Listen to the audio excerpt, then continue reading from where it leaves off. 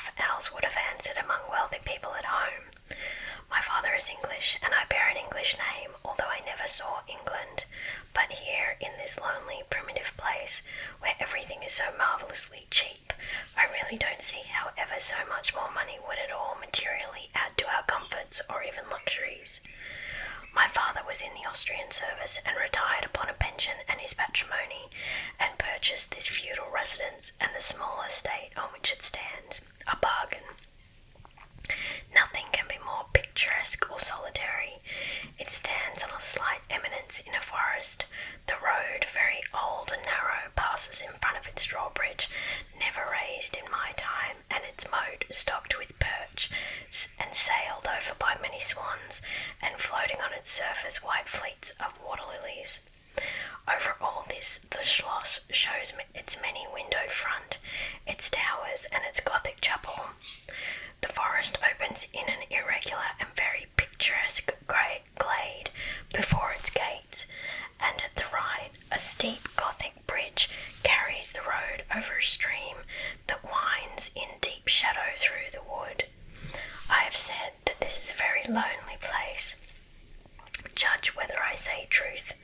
Looking from the hall door toward the road, the forest in which our castle stands extends 15 miles to the right and 12 to the left. The nearest inhabited village is about 7 of your English miles to the left. The nearest inhabited schloss of any historic associations is that of old General Spielsdorf, nearly 20 miles away to the right. I have said the nearest inhabited village because there is only 3 miles westward, that is to say in the direction of General Spielsdorf's Schloss, a ruined village with its quaint little church, now roofless, in the aisle of which are the mouldering tombs of the proud family of Karnstein, now extinct, who once owned the equally desolate chateau, which in the thick of the forest overlooks the silent ruins of the town. Respecting the cause of the diversion of this striking and melancholy spot, there is a legend which I shall relate to you another time. I must tell you now how very small is the party who constitute the inhabitants of our castle. I don't include servants or those dependent who occupy rooms in the buildings attached to the schloss. Listen and wonder. My father, who is the kindest man on earth but growing old, and I, at the date of my story, only 19. 8 years have passed. Since then, I and my father constituted the family at the Schloss. My mother, a Styrian lady, died in my infancy, but I had a good-natured governess who had been with me from, I might almost say, my infancy. I could not remember the time when her fat, benign face was not a familiar picture in my memory. This was Madame Perrodon, a native of Bern, whose care and good nature now in part supplied to me the loss of my mother, whom I do not even remember, so early I lost her. She made a third at our little dinner party. There was a fourth, Mademoiselle de la Fontaine, a lady such as you term, I believe, a finishing governess. She spoke French and German, Madame Perrodon French and broken English, to which my father and I added English, which partly to prevent it becoming a lost language amongst us, and partly from patriotic moments we spoke every day. The consequence was a Babel, at which strangers used to laugh, and which I shall make no attempt to reproduce in this narrative. And there were 2 or 3 young lady friends beside, pretty nearly of my own age, who were occasional visitors for longer or shorter terms, and these visits I sometimes returned. These were our regular and social resources, but of course there were chance visits from neighbours of only 5 or 6 leagues distance. My life was, notwithstanding, rather a solitary one, I can assure you. My governances had just so much control over me, as you might conjecture such sage persons would have in the case of a rather spoiled girl, whose only parent allowed her pretty nearly her own way in everything. The first occurrence in my existence, which produced a terrible impression upon my mind, which in fact never has been effaced, was one of the very earliest incidents of my life which I can recollect. Some people will think it so trifling that it should not be recorded here. however, by and by why I mention it. The nursery, as it was called, though I had it all to myself, was a large room in the upper story of the castle, with a steep oak roof. I can't have been more than 6 years old when one night I awoke, and looking round the room from my bed, failed to see the nursery maid. Neither was my nurse there, and I thought myself alone. I was not frightened, for I was one of those happy children who are studiously kept in ignorance of ghost stories, of fairy tales, and of all such lore as makes us cover up our heads when the door cracks suddenly, or the flicker of an expiring candle makes the shadow of a bedpost dance upon the wall nearer to our faces. I was vexed and insulted at finding myself, as I conceived, neglected, and I began to whimper, preparatory to a hearty bout of roaring, when, to my surprise, I saw a solemn but very pretty face looking at me from the side of the bed. It was that of a young lady who was kneeling, with her hands under the coverlet. I looked at her with a kind of pleased wonder and ceased simpering. She caressed me with her hands and lay down beside me on the bed and drew me towards her smiling. I felt immediately delightfully soothed and fell asleep again. I was awakened by a sensation as if 2 needles ran into my breast very deep at the same moment, and I cried loudly. The lady started back with her eyes fixed on me, and then slipped down upon the floor, and, as I thought, hid herself under the bed. I was now for the first time frightened, and I yelled with all my might and main. Nurse, nursery maid, housekeeper, all came running in, and hearing my story, they made light of it, soothing me all they could meanwhile. But child as I was, I could perceive that their faces were pale with an unwonted look of anxiety, and I saw them look under the bed and about the room and peep under tables and pluck open cupboards, and the housekeeper whispered to the nurse, "Lay your hand along that hollow in the bed. Someone did lie there. So sure as you did not, the place is still warm." I remember the nursery maid petting me, and all three examining my chest, where I told them I felt the puncture, and pronouncing that there was no sign visible that any such thing had happened to me. The housekeeper and the 2 other servants who were in charge of the nursery remained sitting up all night, and from that time a certain servant always sat up in the nursery until I was about 14. I was very nervous for a long time after this. A doctor was called in. He was pallid and elderly. How well I remember his long saturnine face, slightly pitted with smallpox, and his chestnut wig. For a good while, every second day he came and gave me medicine, which of course I hated. The morning after I saw this apparition, I was in a state of terror and could not bear to be left alone, daylight though it was for a moment. I remember my father coming up and standing at the bedside and talking cheerfully and asking the nurse a number of questions and laughing very heartily at one of the answers, and patting me on the shoulder and kissing me and telling me not to be frightened, that it was nothing but a dream and could not hurt me. But I was not comforted, for I knew the visit of the strange woman was not a dream, and I was awfully frightened. I was a little consoled by the nursery maids assuring me that it was she who had come and looked at me and lain down beside me in the bed, and that I must have been half dreaming not to have known her face. But this, though supported by the nurse, did not quite satisfy me. I remembered in the course of that day a venerable old man in a black cassock coming into the room with the nurse and housekeeper and talking a little to them, and very kindly to me. His face was very sweet and gentle, and he told me they were going to pray, and joined my hands together and desired me to say softly while they were praying, "Lord, hear all good prayers for us, for Jesus' sake." I think these were the very words, for I often repeated them to myself, and my nurse used for years to make me say them in my prayers. I remembered so well the thoughtful sweet face of that white-haired old man in his black cassock, as he stood in that rude lofty brown room, with the clumsy furniture of a fashion 300 years old about him, and the scanty light entering its shadowy atmosphere through the small lattice. He kneeled, and the 3 women with him, and he prayed aloud with an earnest quavering voice for what appeared to me a long time. I forget all my life preceding that event, and for some time after it is all obscure also, but the scenes I have just described stand out vivid as the isolated pictures of a phantasmagoria surrounded by darkness. Chapter 2. A Guest. I am now going to tell you something so strange that it will require all your faith in my veracity to believe my story. It is not only true, nevertheless, but truth of which I have been an eyewitness. It was a sweet summer evening, and my father asked me, as he sometimes did, to take a little ramble with him along that beautiful forest vista which I have mentioned as lying in front of the Schloss. General Spielsdorf cannot come to us as soon as I had hoped, said my father, as we pursued our walk. He was to have paid us a visit of some weeks, and we had expected his arrival next day.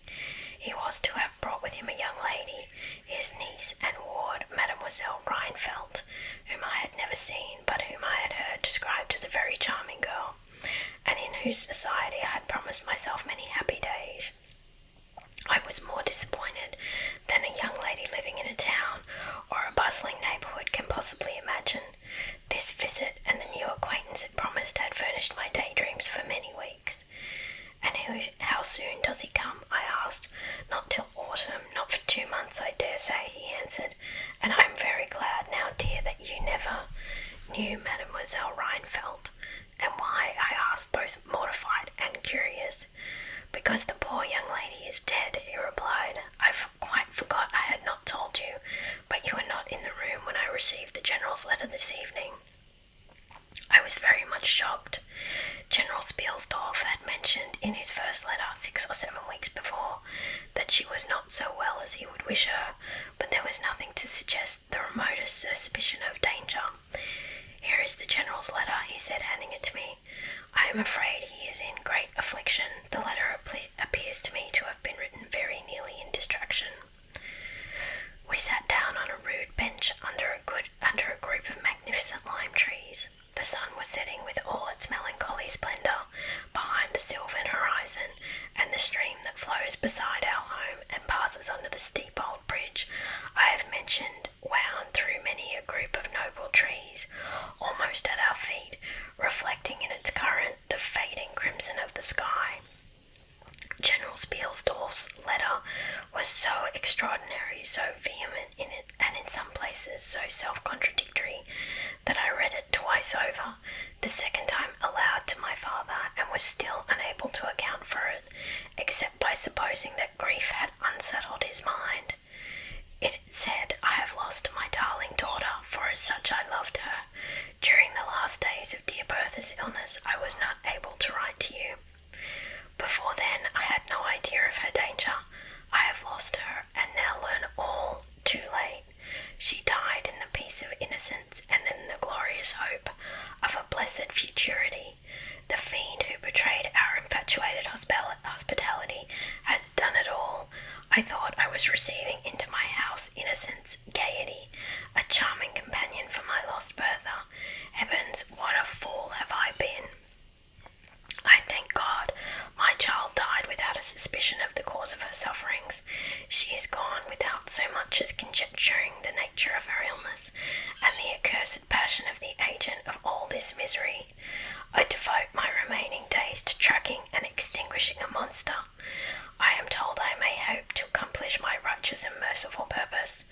At present there is scarcely a gleam of light to guide me. I curse my conceited incredulity, my despicable affectation of superiority, my blindness, my obstinacy, all too late.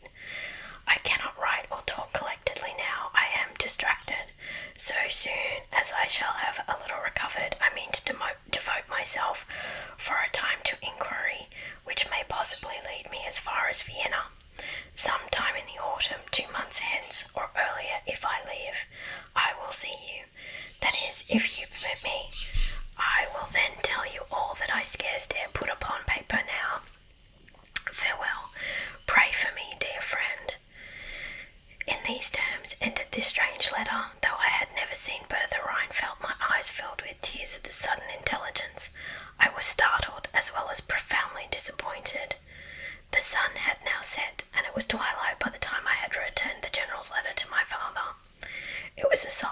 evening, and we loitered, speculating upon the possible meanings of the violent and incoherent sentences which I had just been reading. We had nearly a mile to walk before reaching the road that passes the Schloss in front, and by that time the moon was shining brilliantly. At the drawbridge we met Madame Perrodon and Mademoiselle de la Fontaine, who had come out without their bonnets to enjoy the exquisite moonlight. We heard their voices gabbling in animated dialogue as we approached. We joined them at the drawbridge, and we turned about to admire with them the beautiful scene. The glade through which we had just walked lay before us. At our left, the narrow road wound away under clumps of lordly trees, and was lost to sight amid the thickening forest.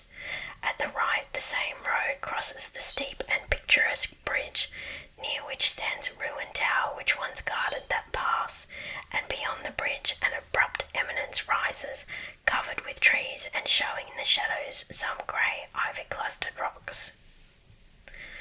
Over the sward and low grounds a thin film of mist was stealing like smoke, marking the distances with a transparent veil, and here and there we could see the river faintly flashing in the moonlight. No softer, sweeter scene could be imagined. The news I had just heard made it melancholy, but nothing could disturb its character of profound serenity, and the enchanted glory and vagueness of the prospect. My father, who enjoyed the picturesque, and I stood looking in silence over the expanse beneath us. The two good governesses, standing a little way behind us, discoursed upon the scene and were eloquent upon the moon. Madame Perrodon was fat, middle-aged, and romantic, and talked and sighed poetically.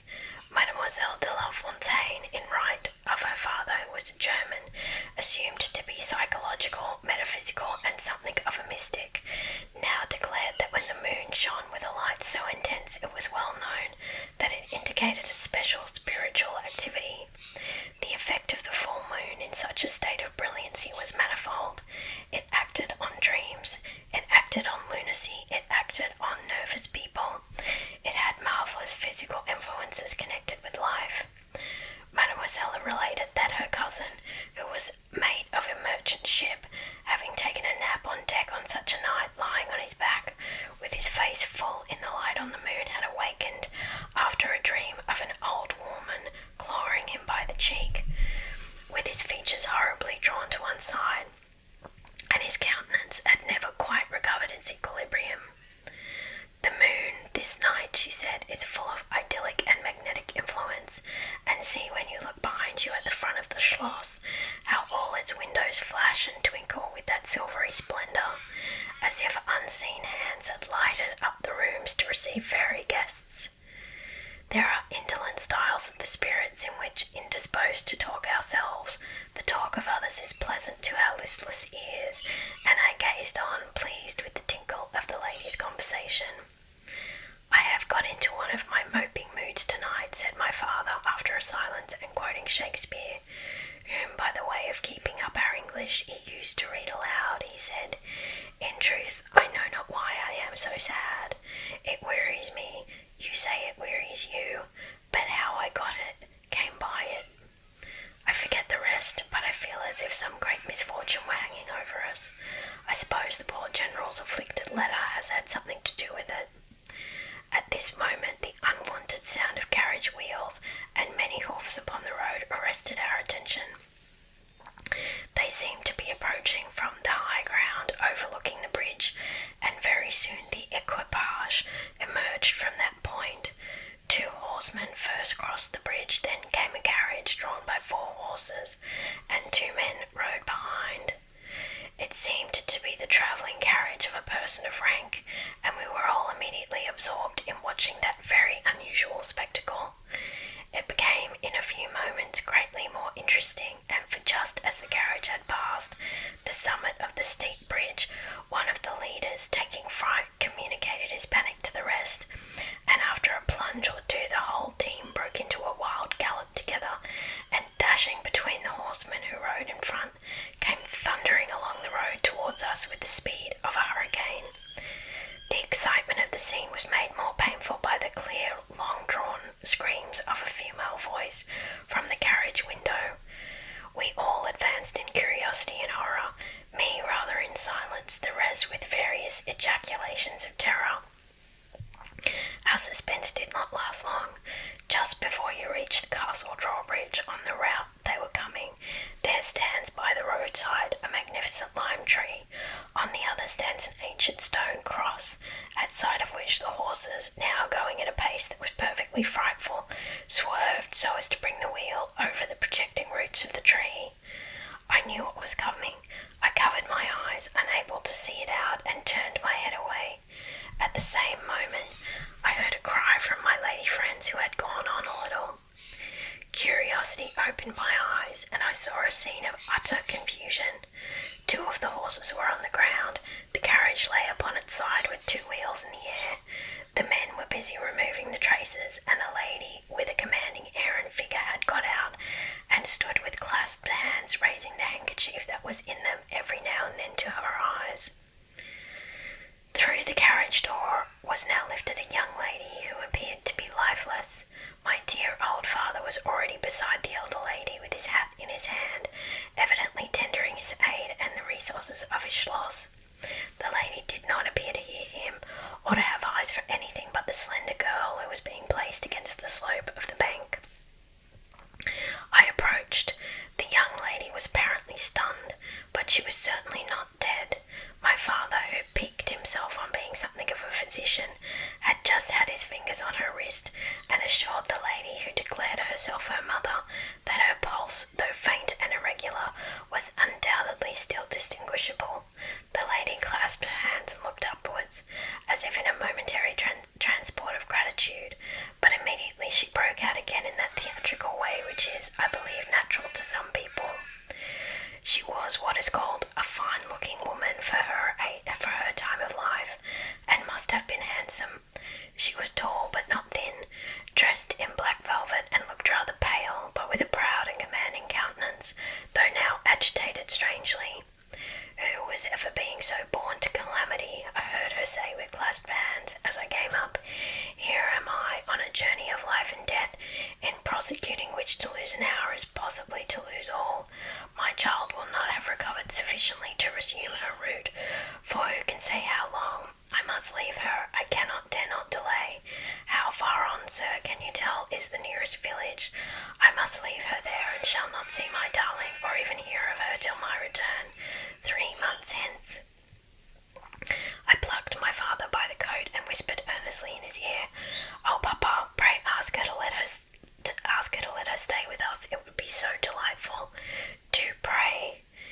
If madam will entrust her child to the care of my daughter and her good governante, Madame Peridon, and permit her to remain as our guest under my charge until her return, it will confer a distinction and an obligation upon us, and we shall treat her with all the care and devotion which so sacred a trust deserves."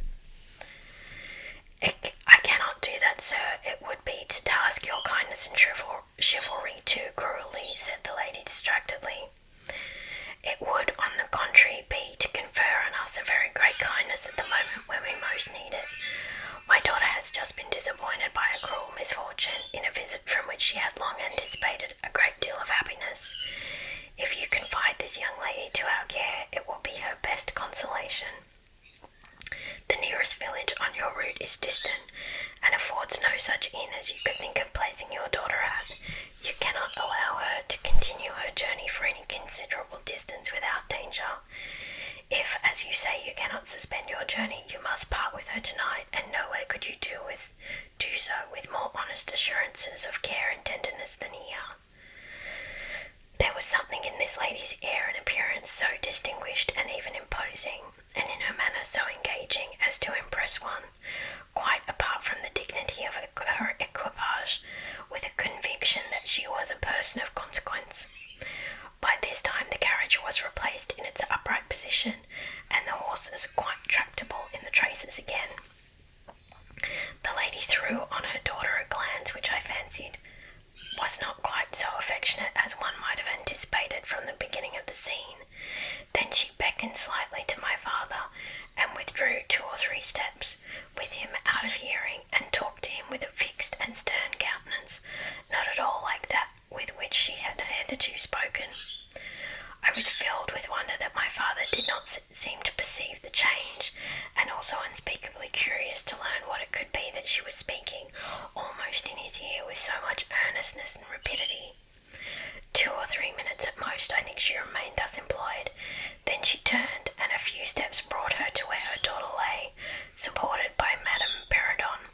She kneeled beside her for a moment and whispered, as Madame supposed, a little benediction in her ear. Then hastily kissing her, she stepped into her carriage. The door was closed. The footmen in stately liveries jumped up behind. The outriders spurred on. The postilions cracked their whips.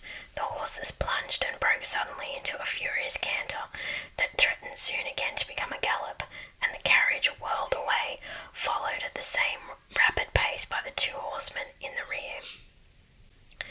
Chapter 3. We compare notes.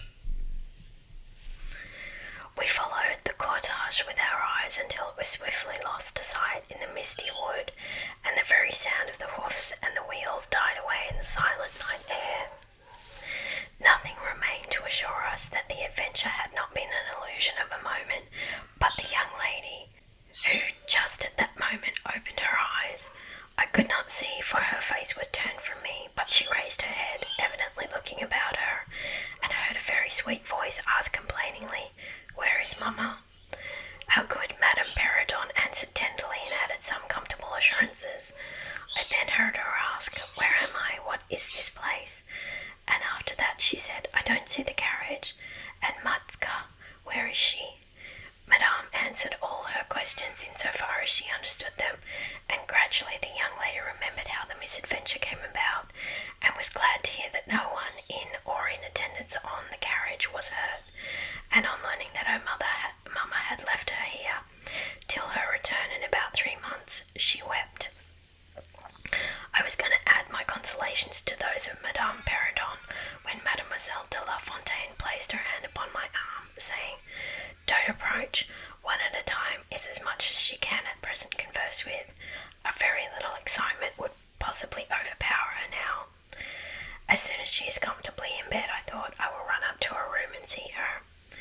My father in the meantime had sent a servant on horseback for the physician, who lived about 2 leagues away, and a bedroom was being prepared for the young lady's reception. The stranger now rose, and leaning on Madame's arm, walked slowly over the drawbridge and into the castle gate.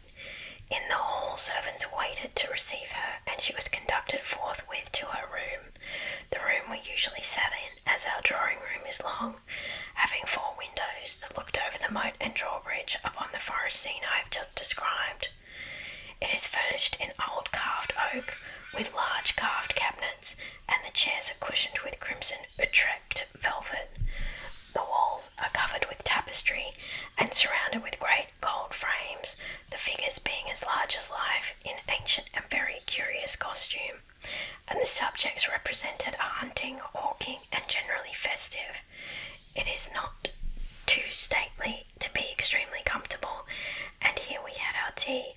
For this, with his usual patriotic leanings, he insisted that the national beverage should make its appearance regularly with our coffee and chocolate.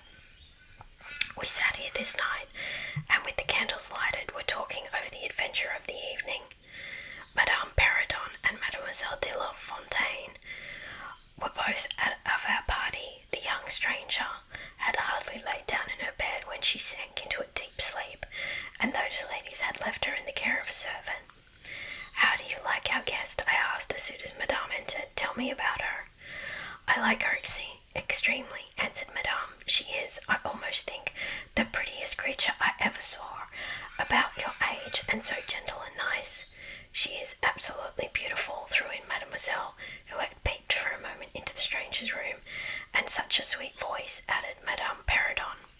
"Did you remark a woman in the carriage, after it was set up again, who did not get out?" inquired Mademoiselle, but only looked from the window. "No, we had not seen her."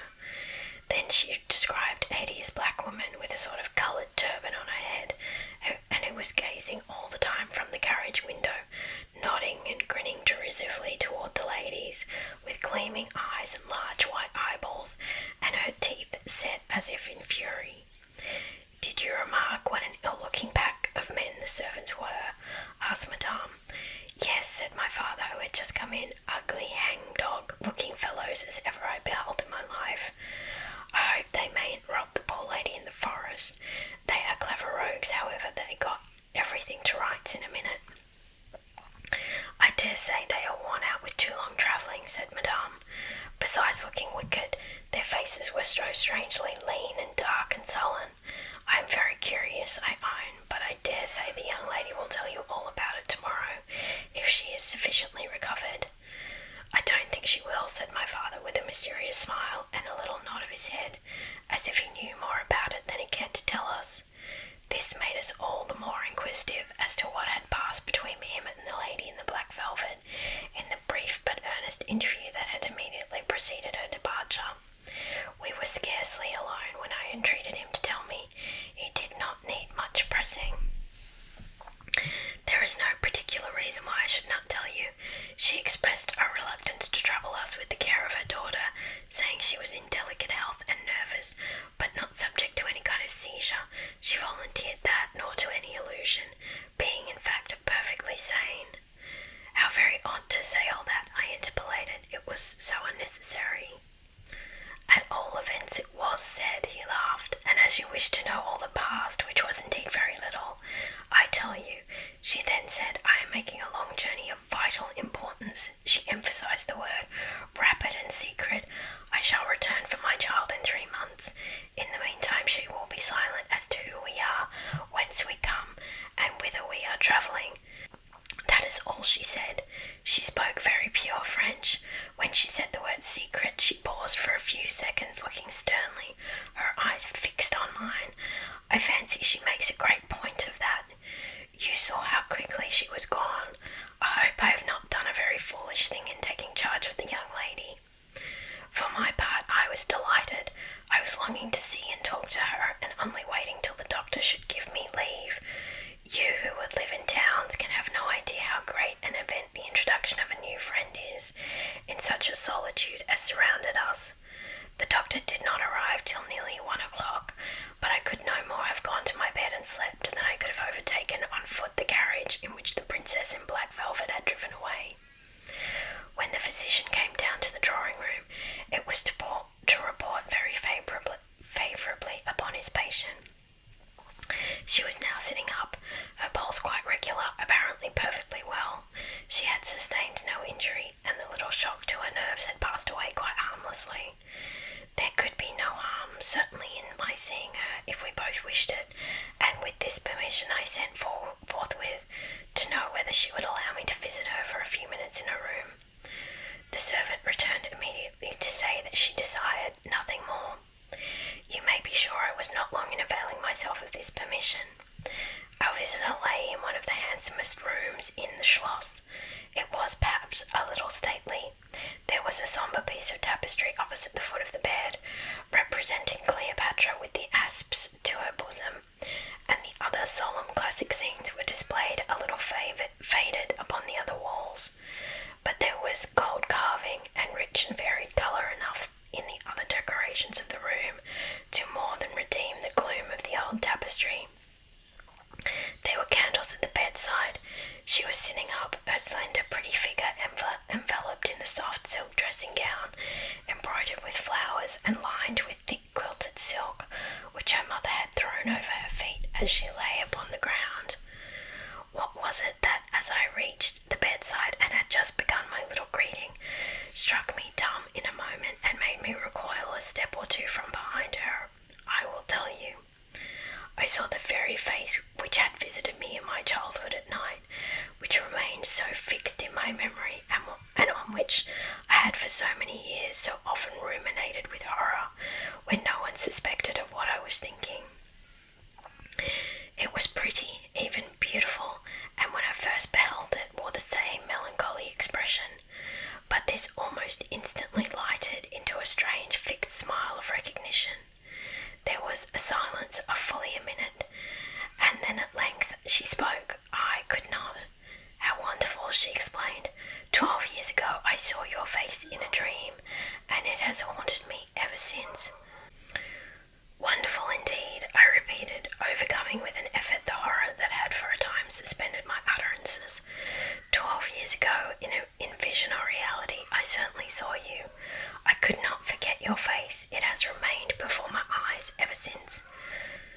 Her smile had softened. Whatever I had fancied strange in it was gone, and it and her dimpling cheeks were now delightfully pretty and intelligent. I felt reassured and continued more in the vein which hospitality indicated, to bid her welcome and to tell her how much pleasure her accidental arrival had given us all, and especially what a happiness it was to me. I took her hand as I spoke. I was a little shy, as lonely people are, but the situation made me eloquent and even bold. She pressed my hand, she laid hers upon it, and her eyes glowed as, looking hastily into mine, she smiled again and blushed. She answered my welcome very prettily. I sat down beside her, still wondering, and she said, "I must tell you my vision about you. It is so very strange that you and I should have had, each of the other, so vivid a dream, that each should have seen I you and you me, looking as we do now, when of course we both were mere children. I was a child, about 6 years old, and I awoke from a confused and troubled dream, and found myself in a room unlike my nursery, wainscoted clumsily in some dark wood, and with cupboards and bedsteads and chairs and benches placed about it. The beds were, I thought, all empty, and the room itself without anyone but myself in it, and I, after looking about me for some time, and admiring especially an iron candlestick with 2 branches, which I should certainly know again, crept under one of the beds to reach the window, but as I got from under the bed I heard someone crying, and looking up, while I was still upon my knees, I saw you, most assuredly you, as I see you now, a beautiful young lady with golden hair and large blue eyes and lips, your lips, you as you are here. Your looks won me. I climbed on the bed and put my arms about you, and I think we both fell asleep. I was roused by a scream. You were sitting up screaming. I was frightened and slipped down upon the ground, and it seemed to me lost consciousness for a moment, and when I came to myself I was again in my nursery at home. Your face I have never forgotten since.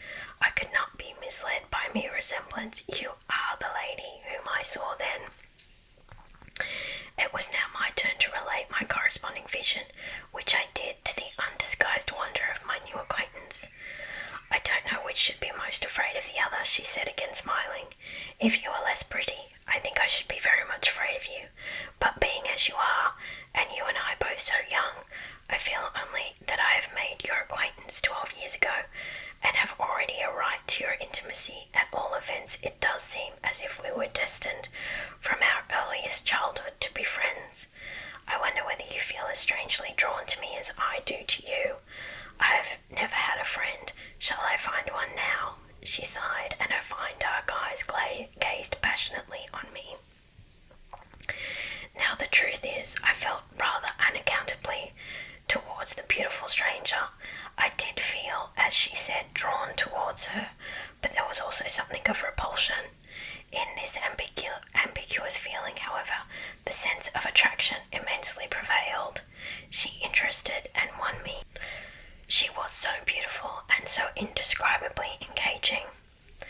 I perceived now something of languor and exhaustion stealing over her, and hastened to bid her good night. The doctor thinks, I added, that you ought to have a maid sit up with you tonight. One of ours is waiting, and you will find her a very useful and quiet creature. How kind of you, but I could not sleep. I never could with an attendant in the room. I shan't require any assistance, and shall I confess my weakness? I am haunted with the terror of robbers. Our house was robbed once, and 2 servants murdered, so I always lock my door. It has become a habit, and you look so kind, I know you will forgive me. I see there is a key in the lock.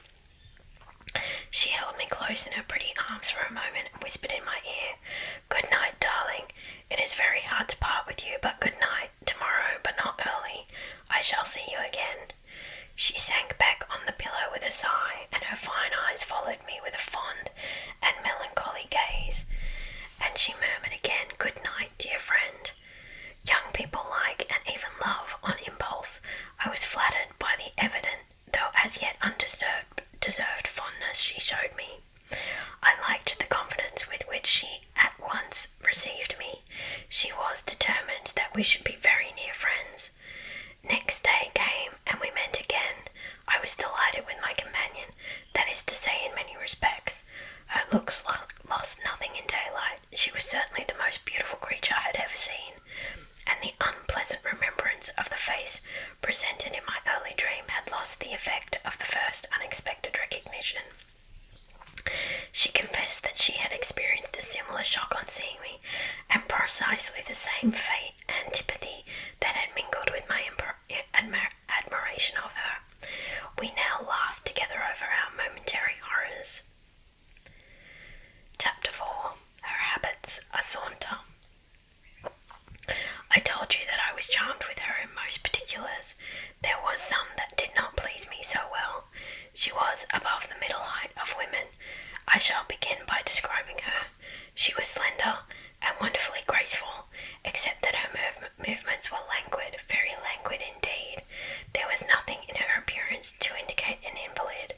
Her complexion was rich and brilliant. Her features were small and beautifully formed.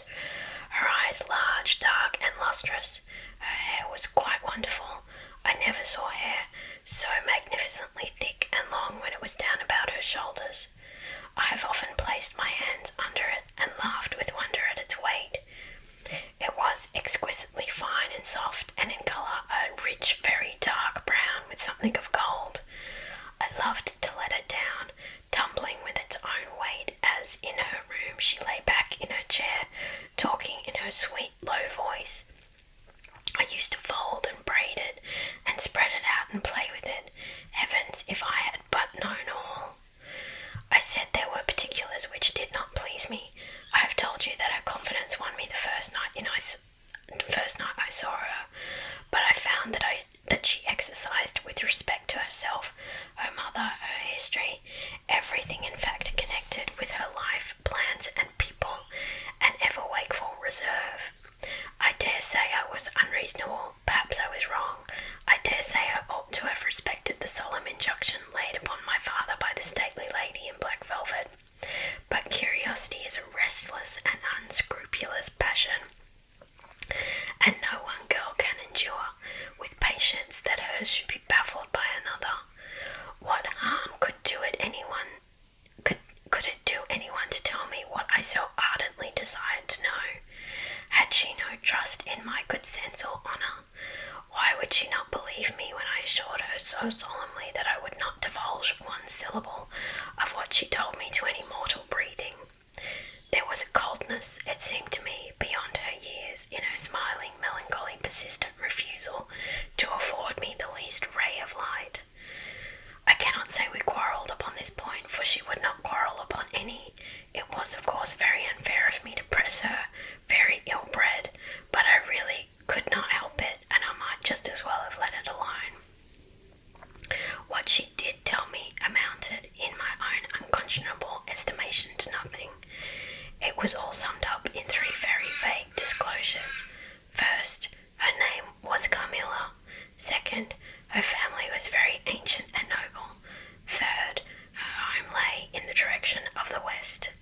She would not tell me the name of her family, nor their armorial bearings, nor the name of their estate, nor even that of the country they lived in.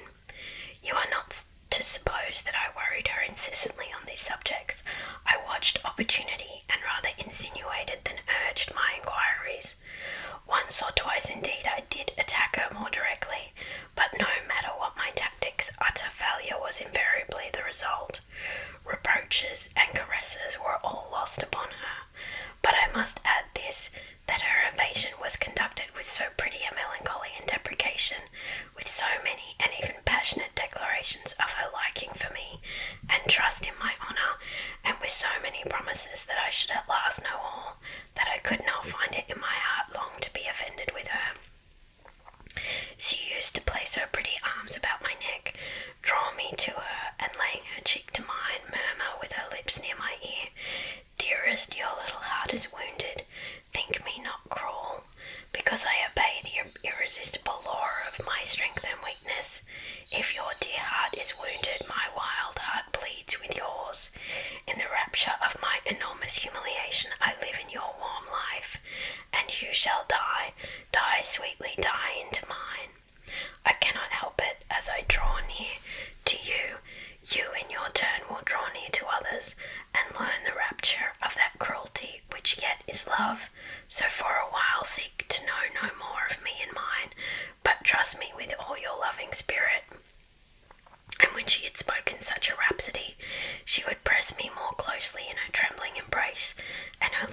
soft kisses gently glow upon my cheek.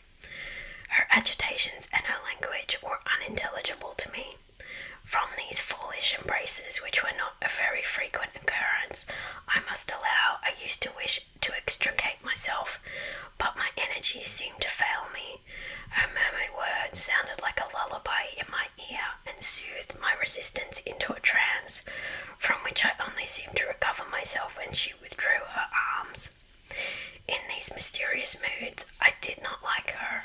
I experienced a strange, tumultuous excitement that was pleasurable, ever and anon, mingled with a vague sense of fear and disgust. I had no distinct thoughts about her while such scenes lasted, but I was conscious of a love growing into adoration and also of abhorrence. This, I know, is paradox, but I can make no other attempt to explain the feeling. I now write after an interval of more than 10 years with a trembling hand, with a confused and horrible recollection of certain occurrences and situations in the ordeal through which I was unconsciously passing, though with a vivid and very sharp remembrance of the main current of my story.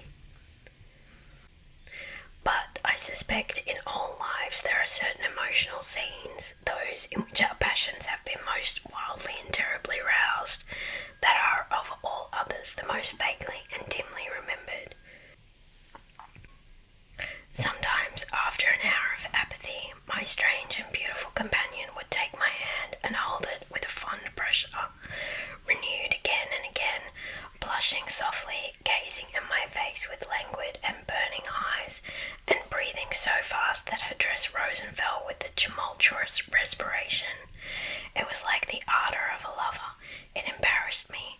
It was hateful and yet overpowering, and with gloating eyes she drew me to her, and her hot lips travelled along my cheek in kisses, and she would whisper almost in sobs, "You are mine, you shall be mine, you and I are one forever." Then she has thrown herself back in her chair, with her small hands over her eyes, leaving me trembling. "Are we related?" I used to ask. "What can you mean by all this? I remind you perhaps of someone whom you love, but you must not. I hate it. I don't know you. I don't know myself when you look so and talk so." She used to sigh at my vehemence, then turn away and drop my hand. Respecting these very extraordinary manifestations, I strove in vain to form any satisfactory theory. I could not refer them to affectation or trick. It was unmistakably the momentary breaking out of suppressed instinct and emotion. Was she, notwithstanding her mother's volunteered denial, subject to brief visitations of insanity, or was there here a disguise and a romance? I had read in old storybooks of such things. What if a boyish lover had found his way into the house and sought to prosecute his suit in masquerade, with the assistance of a clever old adventuress? But there were many things against this hypothesis, highly interesting as it was to my vanity.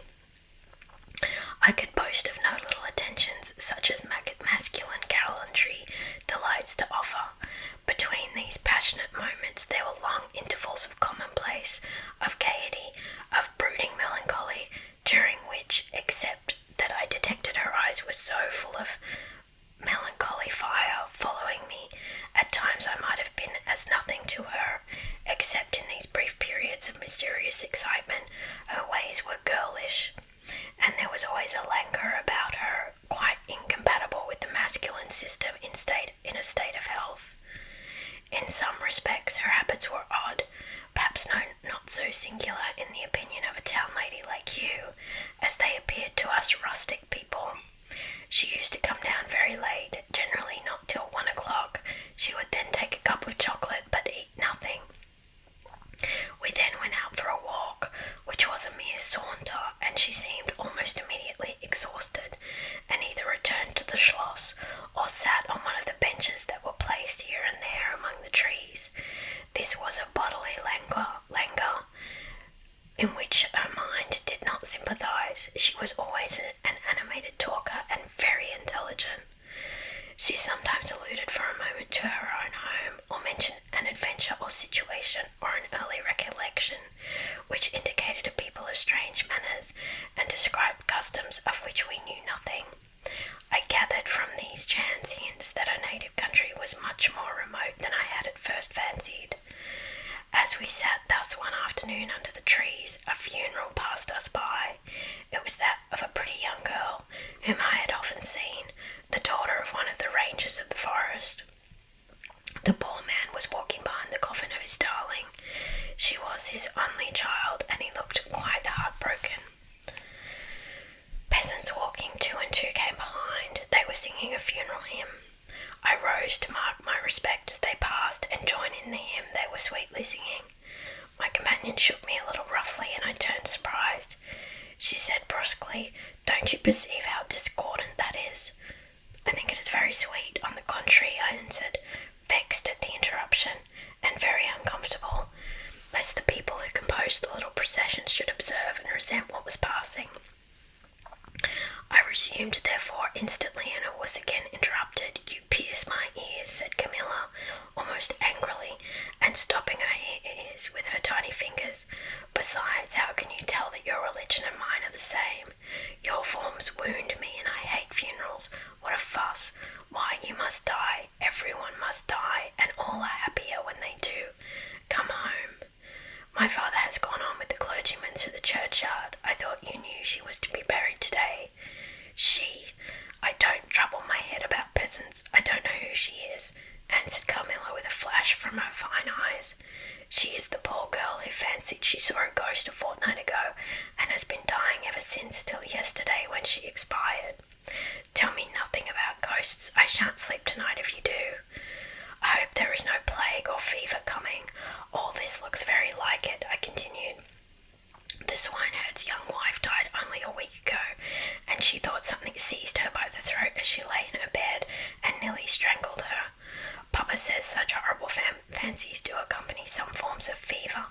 She was quite well the day before. She sank afterwards and died before a week. Well, her funeral is over, I hope, and her hymn sung, and our ears shan't be tortured with that discord and jargon. It has made me nervous. Sit down here beside me, sit close, hold my hand, press it hard, harder." We had moved a little back and had come to another seat. She sat down. Her face underwent a change that alarmed and even terrified me for a moment. It darkened and became horribly livid.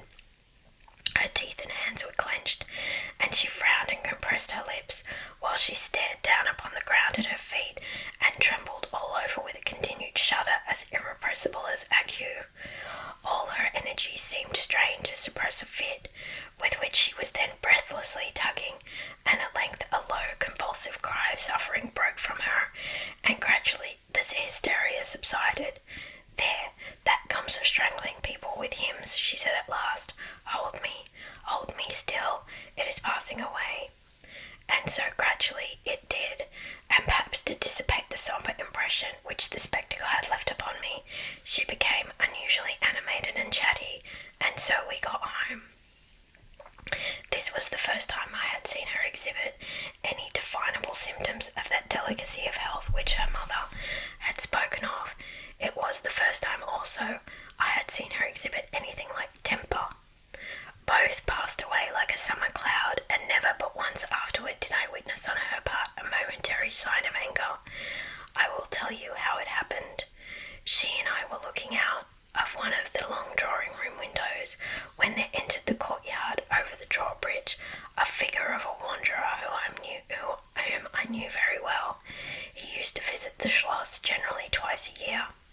It was the figure of a hunchback, with the sharp, lean features that generally accompany deformity. He wore a pointed black beard, and he was smiling from ear to ear, showing his white fangs. He was dressed in buff, black, and scarlet, and crossed with more straps and belts than I could count, from which hung all manner of things.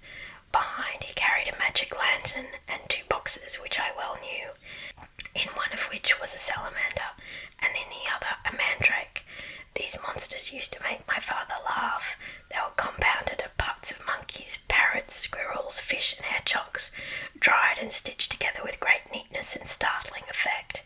He had a fiddle, a box of conjuring apparatus, a pair of foils and masks attached to his belt, several other mysterious cases dangling about him, and a black staff of copper ferrules in his hand.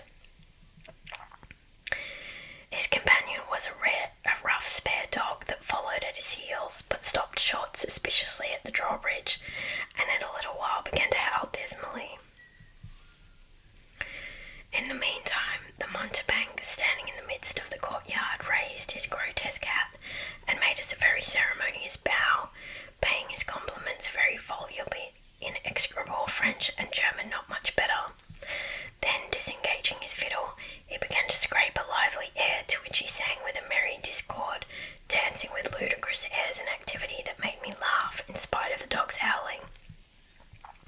Then he advanced to the window with many smiles and salutations, and his hat in his left hand, his fiddle under his arm, and with a fluency that never took breath, he gabbled a long advertisement of all his accomplishments, and the resources of the various arts which he placed at our service, and the curiosities and entertainments which it was in his power at our bidding to display. Will your ladyships be pleased to buy an amulet against the upir, which is going like the wolf, I hear, through these woods? He said, dropping his hat on the pavement. They are dying of it right and left, and here is a charm that never fails, only pinned to the pillow, and you may laugh in his face. These charms consisted of oblong slips of vellum, with cabalistic ciphers and diagrams upon them. Carmilla instantly purchased one, and so did I. He was looking up, and we were smiling down upon him amused. At least I can answer for myself. His piercing black eye, as he looked up in our faces, seemed to detect something that fixed for a moment his curiosity. In an instant he unrolled a leather case, full of all manner of odd little street instruments. See here, my lady, he said, displaying it and addressing me. I profess, among other things less useful, the art of dentistry. Plague take the dog, he interpolated. Silence, beast. He howls so that your ladyships can scarcely hear a word.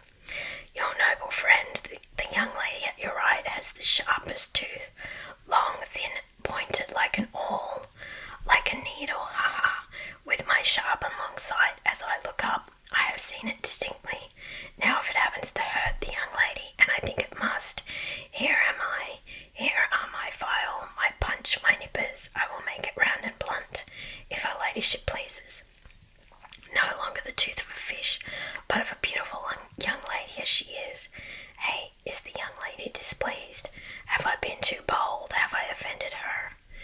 The young lady indeed looked very angry as she drew back from the window. How dares that mountebank insult us so? Where is your father? I shall demand redress from him. My father would have had the wretch tied up to the pump and flogged with a cart whip, and burnt to the bones with the castle brand. She retired from the window a step or two and sat down, and had hardly lost sight of the offender when her wrath subsided as suddenly as it had risen, and she gradually recovered her usual tone, and seemed to forget the little hunchback and his follies. My father was out of spirits that evening. On coming in, he told us that there had been another case very similar to the two fatal ones which had lately occurred. The sister of a young peasant on his estate, only a mile away, was very ill, had been, as she described it, attacked very nearly in the same way, and was now slowly but steadily sinking. All this, said my father, is strictly referable to natural causes. These poor people infect one another with their superstitions, and so repeat in imagination the images of terror that have infested their neighbours. But that very circumstance frightens one horribly, said Carmilla. How so? Inquired my father. I am so afraid of fancying I see such things. I think it would be as bad as reality. We are in God's hands. Nothing can happen without his permission, and all will end well for those who love him. He is our faithful Creator. He has made us all and will take care of us. Creator, nature, said the young lady in answer to my gentle father. And this disease that invades the country is natural. Nature. All things proceed from nature, don't they? All things in the heaven, in the earth, and under the earth act and live as nature ordains. I think so. The doctor said he would come here today, said my father after a silence. I want to know what he thinks about it, and what he thinks we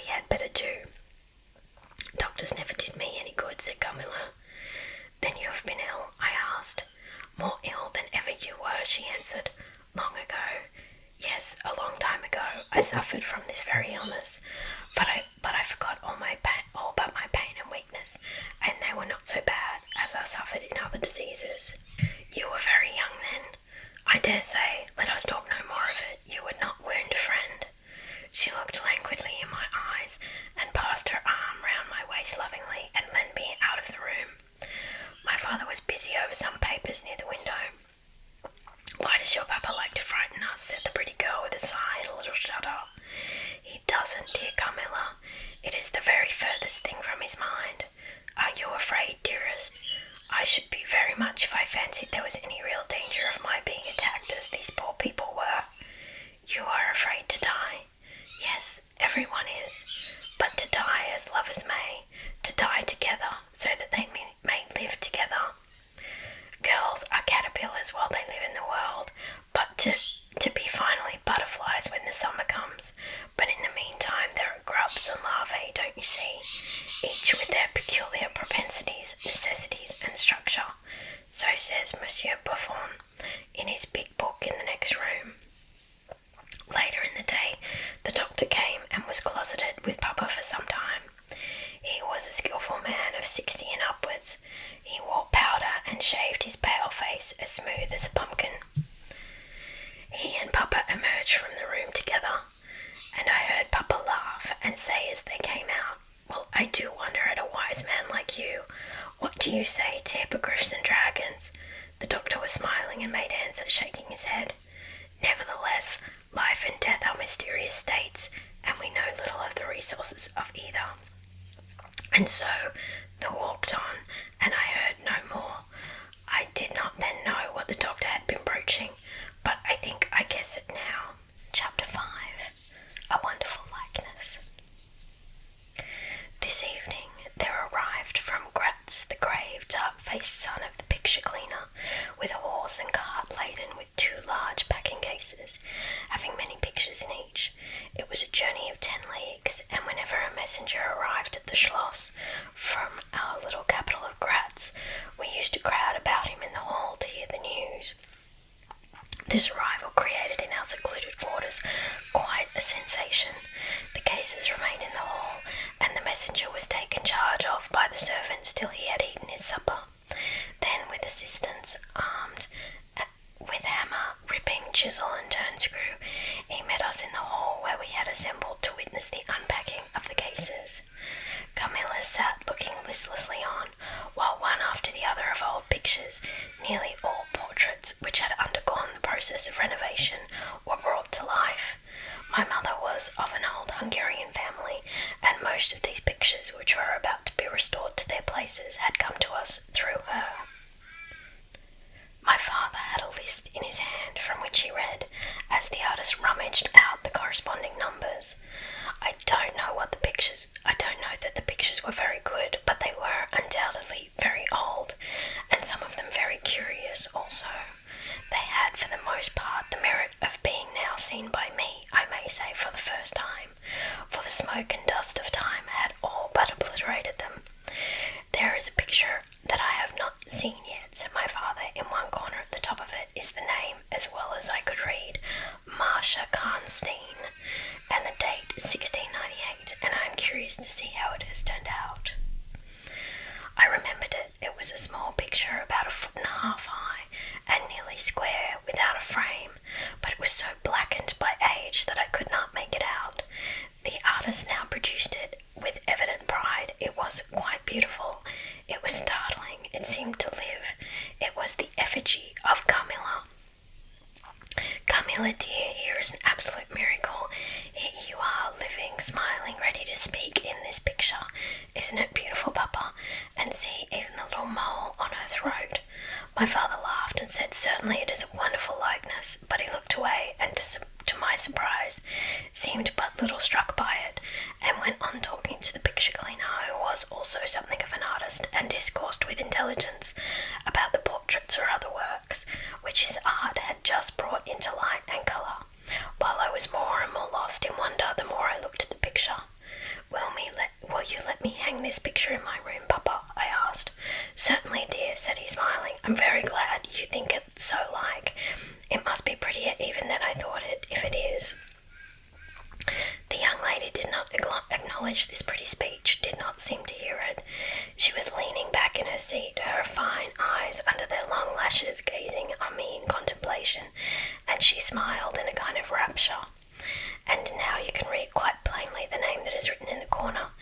It is not Marcia, it looks as if it was done in gold. The name is McCullough, Countess Karnstein, and this is a little coronet over and underneath it.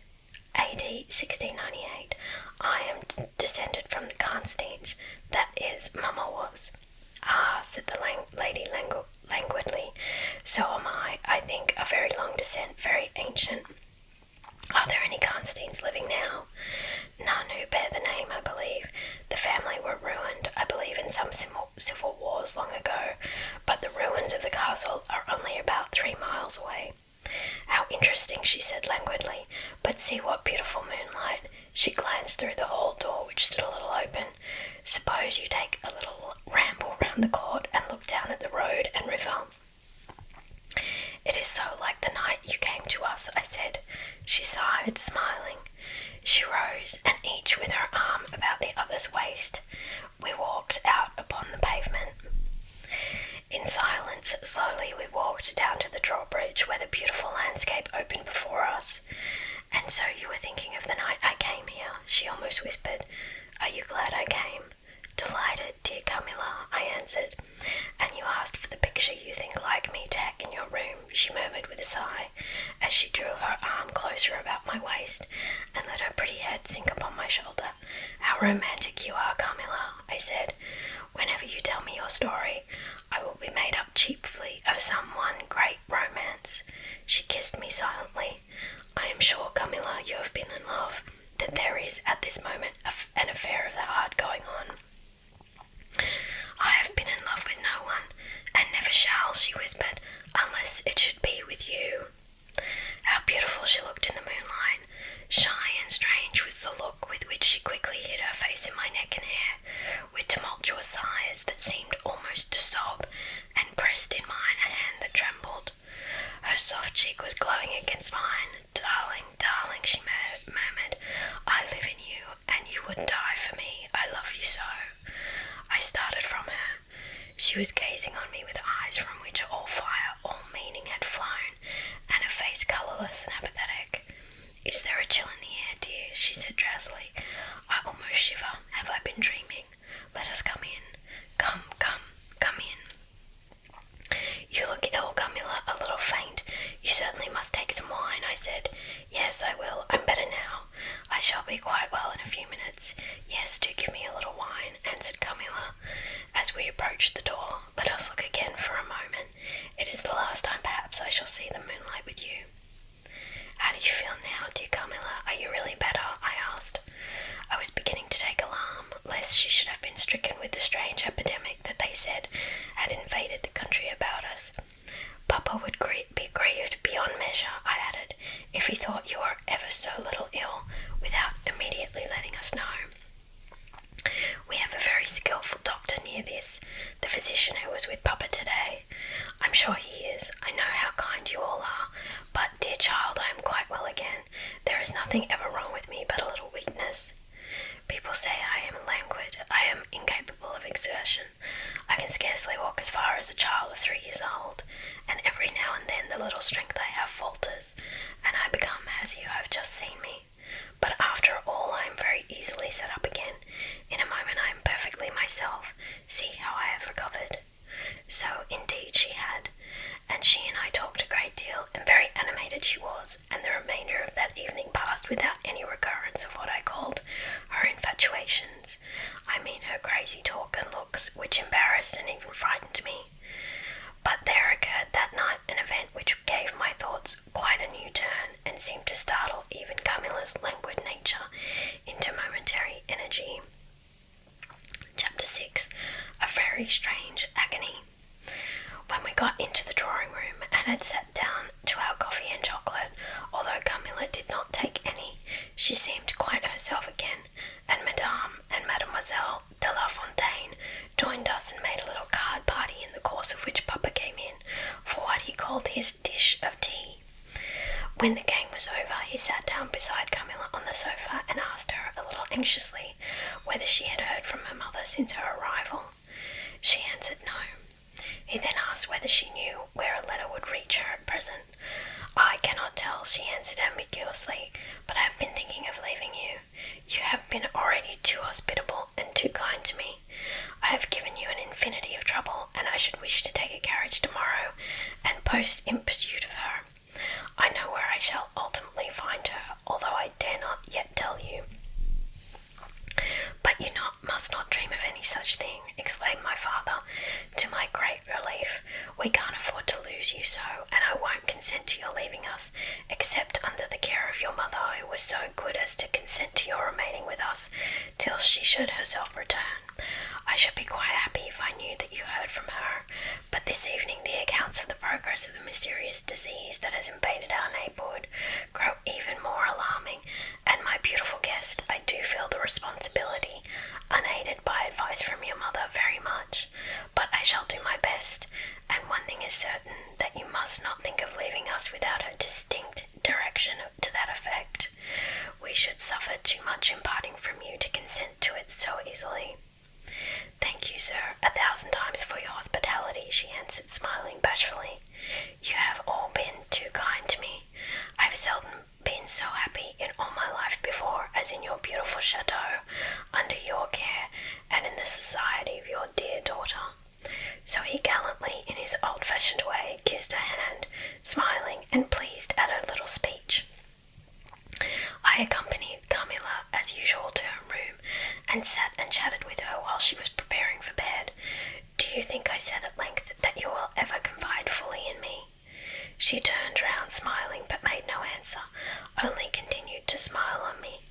You won't answer that, I said. You can't answer pleasantly. I ought not to have asked you. You were quite right to ask me that, or anything. You do not know how dear you are to me, or you could not think any confidence too great to look for. But I am under vows, no, none half so awfully, and I dare not tell my story yet, even to you. The time is very near when you shall know everything. You will think me cruel, very selfish, but love is always selfish. The more ardent, the more selfish. How jealous I am you cannot know. You must come with me, loving me to death, or else hate me, and still come with me, and hating me through death and after. There is no such word as indifference in my apathetic nature. Now, Carmilla, you are going to talk your wild nonsense again, I said hastily. Not I, silly little fool as I am, and full of whims and fancies. For your sake I'll talk like a sage. Were you ever at a ball? No. How you do run on. What is it like? How charming it must be. I almost forget. It is years ago. I laughed. You are not so old. Your ball can hardly be forgotten yet. I remember everything with an effort. I see it all, as divers see what is going on above them, through a medium dense, rippling, but transparent. There occurred that night what has confused the picture and made its colours faint. I was all but assassinated in my bed, wounded here, she touched her breast, and never was the same since. You were near dying. Yes, very. A cruel love, a strange love, that would have taken my life. Love will have its sacrifices. No sacrifice without blood. Let us go to sleep now. I feel so lazy. How can I get up just now and lock my door? She was lying with her tiny hands buried in her rich wavy hair, under her cheek, her little head upon the pillow, and her glittering eyes followed me wherever I moved, with a kind of shy smile that I could not decipher. I bid her good night and crept from the room with an uncomfortable sensation. I often wondered whether our pretty guest ever said her prayers. I certainly had never seen her upon her knees. In the morning she never came down until long after our family prayers were over, and at night she never left the drawing-room to attend our brief evening prayers in the hall. If it had not been that it had casually come out in one of our careless talks that she had been baptized, I should have doubted her being a Christian. Religion was a subject on which I had never heard her speak a word. If I had known the world better, this particular neglect antipathy would not have so much surprised me. The precautions of nervous people are infectious, and persons of a like temperament are pretty sure after a time to imitate them. I had adopted Carmilla's habit of locking her bedroom door, having taken into my head all her whimsical alarms about midnight invaders and prowling assassins. I had also adopted her precaution of making a brief search through her room, to satisfy herself that no lurking assassin or robber was ensconced. These wise measures taken, I got into my bed and fell asleep. A light was burning in my room. This was an old habit of very early date, and which nothing could have tempted me to dispense with. Thus fortified, I might take my rest in peace. But dreams come through stone walls, light up dark rooms, or darken light ones, and their persons make their exits and their entrances as they please, and laugh at locksmiths. I had a dream that night that was the beginning of a very strange agony. I cannot call it a nightmare, for I was quite conscious of being asleep, but I was equally conscious of being in my room, lying in my bed, precisely as I actually was. I saw, or fancied I saw, the room and its furniture just as I had seen it last, except that it was very dark, and I saw something moving round the foot of the bed, which at first I could not accurately distinguish, but I soon saw that it was a sooty black animal that resembled a monstrous cat. It appeared to me about 4 or 5 feet long, for it measured fully the length of the hearthrug as it passed over it, and it continued toing and froing with the lithe, sinister restlessness of a beast in a cage. I could not cry out, although, as you may suppose, I was terrified. Its pace was growing faster, and the room rapidly darker and darker, and at length so dark that I could no longer see anything of it but its eyes. I felt it spring lightly on the bed. The 2 broad eyes approached my face, and suddenly I felt a stinging pain, as if 2 large needles darted an inch or 2 apart deep into my breast. I waked with a scream. The room was lighted by the candle that burnt there all through the night, and I saw a female figure standing at the foot of the bed a little at the right side. It was in a dark loose dress, and its hair was down and covered its shoulders. A block of stone could not have been more still. There was not the slightest stir of respiration. As I stared at it, the figure appeared to have changed its place, and was now nearer the door. Then close to it, the door opened, and it passed out. I was now relieved and able to breathe and move. My first thought was Carmilla had been playing me a trick, and that I had forgotten to secure my door. I hastened to it and found it locked as usual on the inside. I was afraid to open it. I was horrified. I sprang into my bed and covered my head up in the bedclothes, and lay there more dead than alive till morning. Chapter 7. Descending. It would be vain my attempting to tell you the horror with which even now I recall the occurrence of that night. It was no such transitory terror as a dream leaves behind it. It seemed to deepen by time, and communicated itself to the room and the very furniture that had encompassed the apparition. I could not bear the next day to be alone for a moment. I should have told Papa, but for 2 opposite reasons. At one time I thought he would laugh at my story, and I could not bear its being treated as a jest, and at another I thought he might fancy that I had been attacked by the mysterious complaint which had invaded our neighbourhood. I had myself no misgivings of the kind, and as he had been rather an invalid for some time, I was afraid of alarming him. I was comfortable enough with my good-natured companions, Madame Perrodon and the vivacious Mademoiselle La Fontaine. They both perceived that I was out of spirits and nervous, and at length I told them what lay so heavy at my heart. Mademoiselle laughed, but I fancied that Madame Perrodon looked anxious. By the by, said Mademoiselle, laughing, the long lime tree walk behind Carmilla's bedroom window is haunted. Nonsense, exclaimed Madame, who probably thought the theme rather inopportune. And who tells that story, my dear? Martin says that he came up twice when the old yard gate was being repaired before sunrise, and twice saw the same female figure walking down the lime tree avenue. So he well might, as long as there are cows to milk in the river fields, said Madame.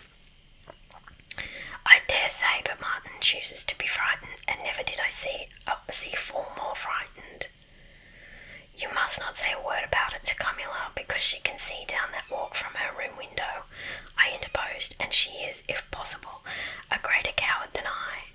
Carmilla came down rather late than usual that day. I was so frightened last night, she said, so soon as we were together, and I am sure I should have seen something dreadful if it had not been for that charm I bought from the poor little hunchback, whom I called such hard names.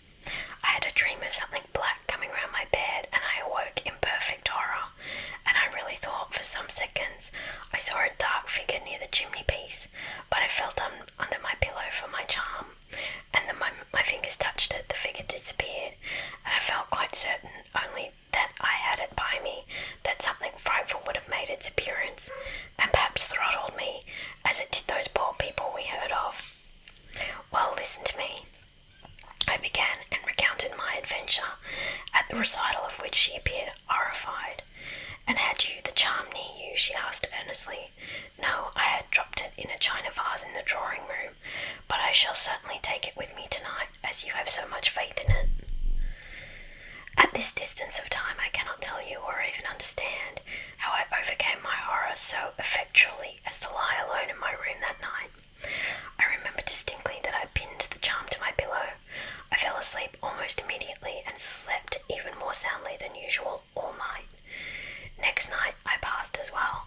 My sleep was delightfully deep and dreamless, but I awakened with a sense of lassitude and melancholy, which, however, did not exceed a degree that was almost luxurious.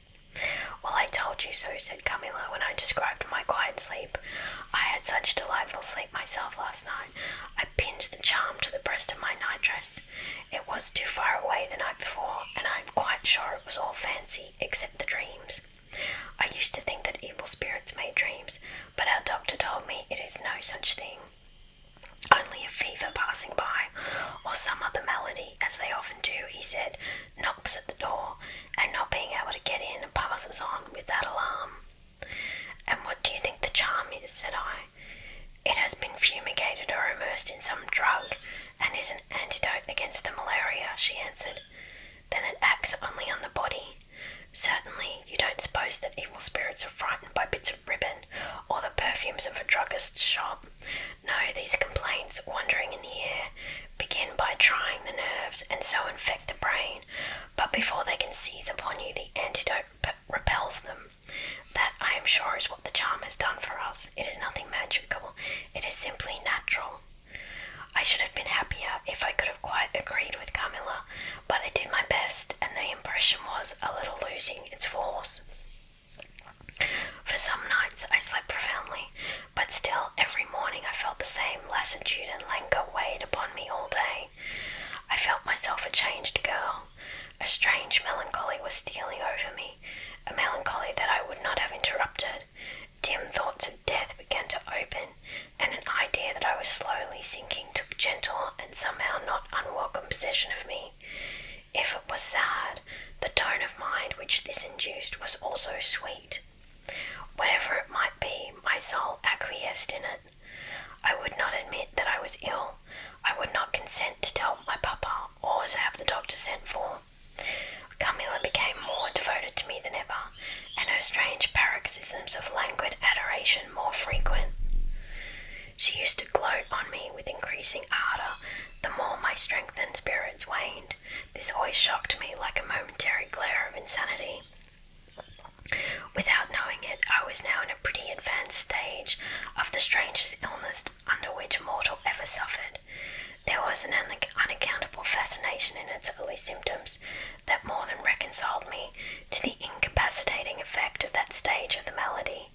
This fascination increased for a time until it reached a certain point, when gradually a sense of the horrible mingled itself with it, deepening, as you shall hear, until it discoloured and perverted the whole state of my life. The first change I experienced was rather agreeable. It was very near the turning point from which began the descent of awareness.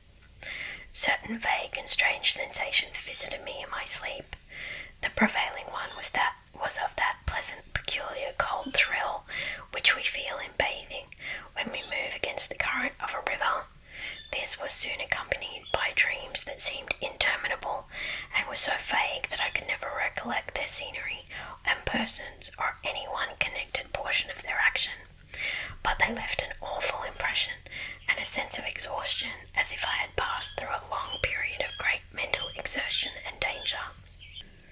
After all these dreams, there remained on waking a remembrance of having been in a place very nearly dark, and of having spoken to people whom I could not see, and especially of one clear voice of a female's, very deep, that spoke as if at a distance, slowly, and producing always the same sensation of indescribable solemnity and fear. Sometime there came a cessation, as if a hand was drawn softly along my cheek and neck. Sometimes it was as if warm lips kissed me, and longer and more lovingly as they reached my throat. But there the caresses fixed itself. My heart beat faster, my breathing rose and fell rapidly and full drawn. A sobbing that rose into a sense of strangulation supervened and turned into a dreadful convulsion in which my senses left me and I became unconscious. It was now 3 weeks since the commencement of this unaccountable state. My sufferings had during the last week told upon my appearance. I had grown pale, my eyes were dilated and darkened underneath, and the languor which I had long felt began to display itself in my countenance. My father asked me often whether I was ill, but with an obstinacy which now seemed to me unaccountable, I persisted in assuring him that I was quite well. In a sense this was true. I had no pain, I could complain of no bodily derangement. My complaint seemed to be one of the imagination or the nerves, and horrible as my sufferings were, I kept them with a morbid reserve, very nearly to myself. It could not be that terrible complaint which the peasants called the upir, for I had now been suffering for 3 weeks, and they were seldom ill for much more than 3 days, when death put an end to their miseries. Carmilla complained of dreams and feverish sensations, but by no means of so alarming a kind as mine. I say that mine were extremely alarming.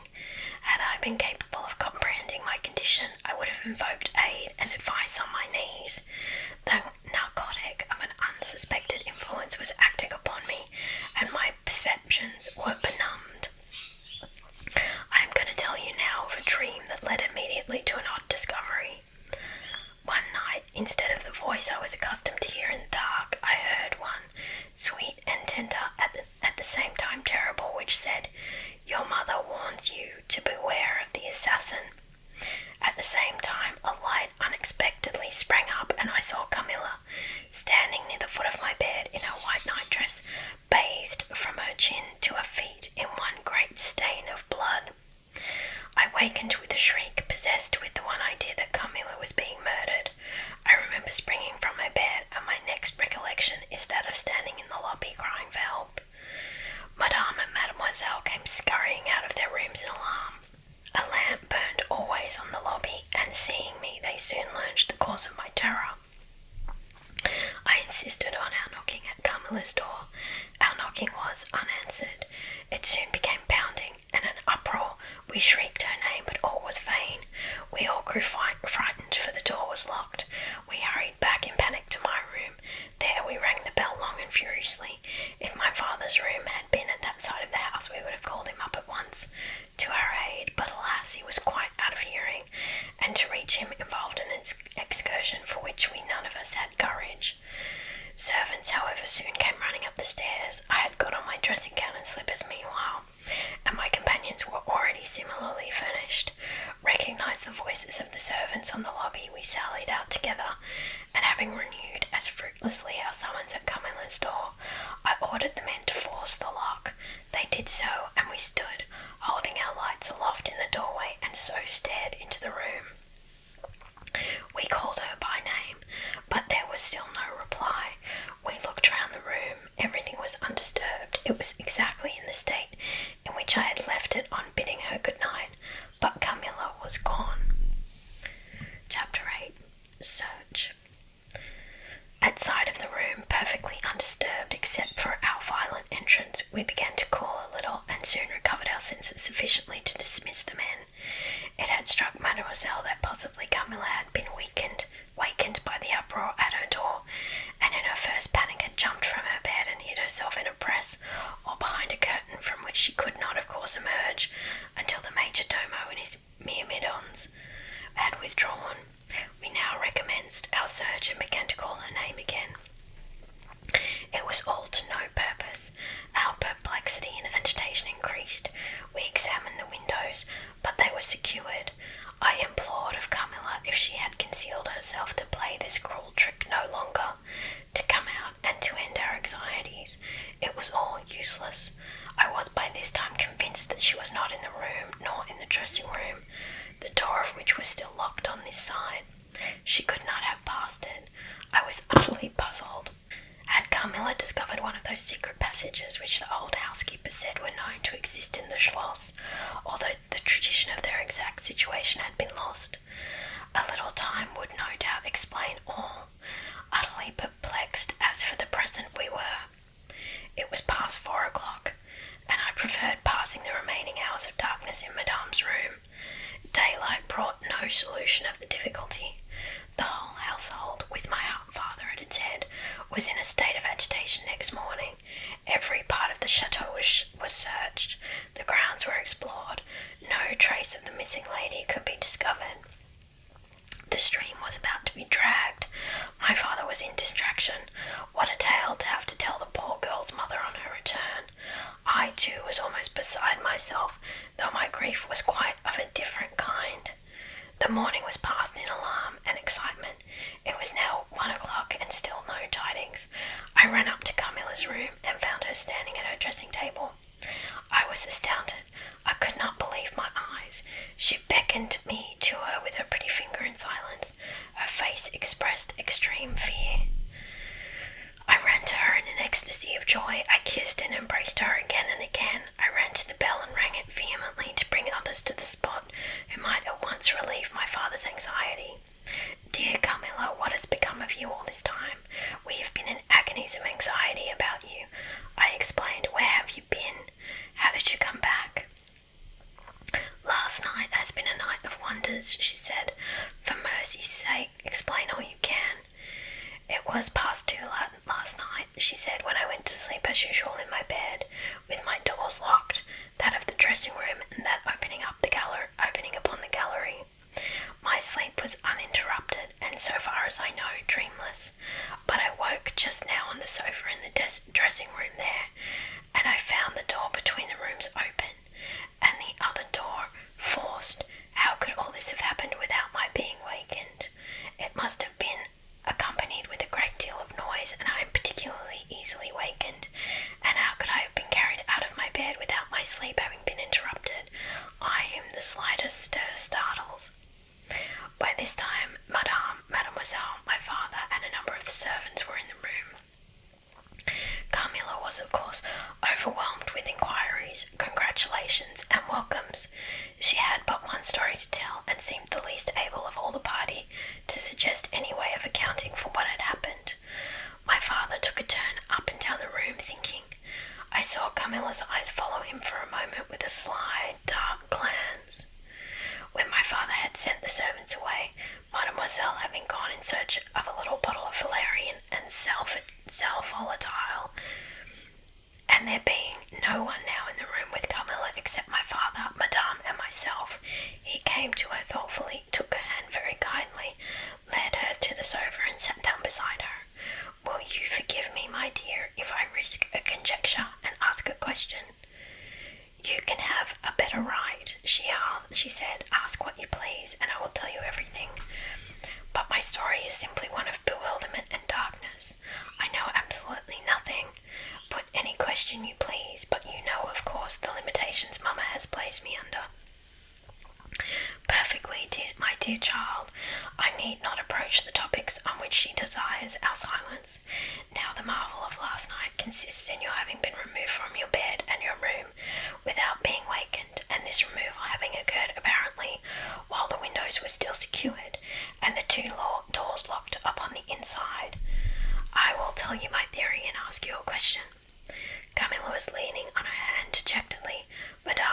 listening breathlessly. Now, my question is this.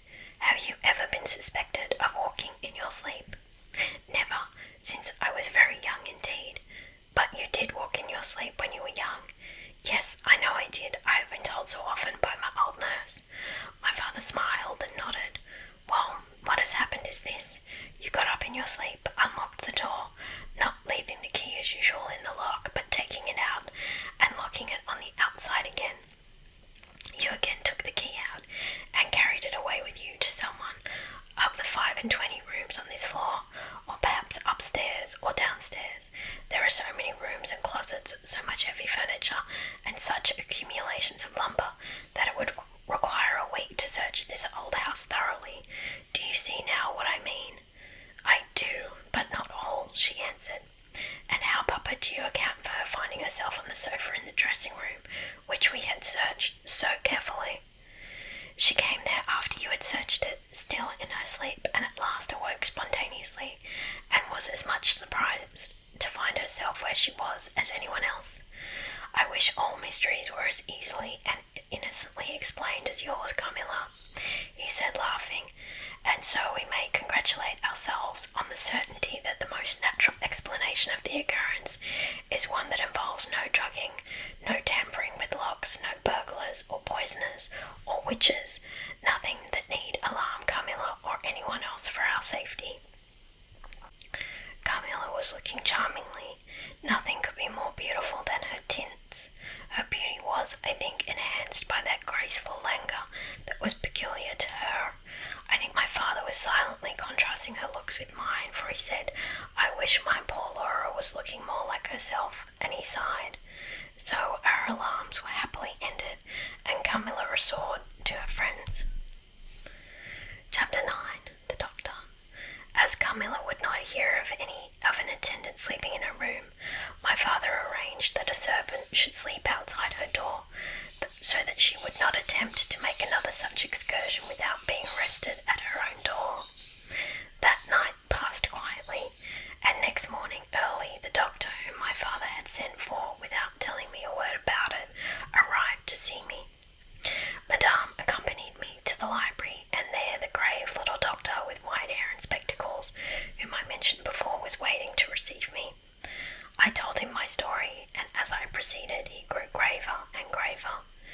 We were standing, he and I, in the recess of one of the windows facing one another. When my statement was over, he leaned with his shoulder against the wall, and with his eyes fixed on me earnestly, with an interest in which was a dash of horror. After a minute's reflection, he asked Madame if he could see my father.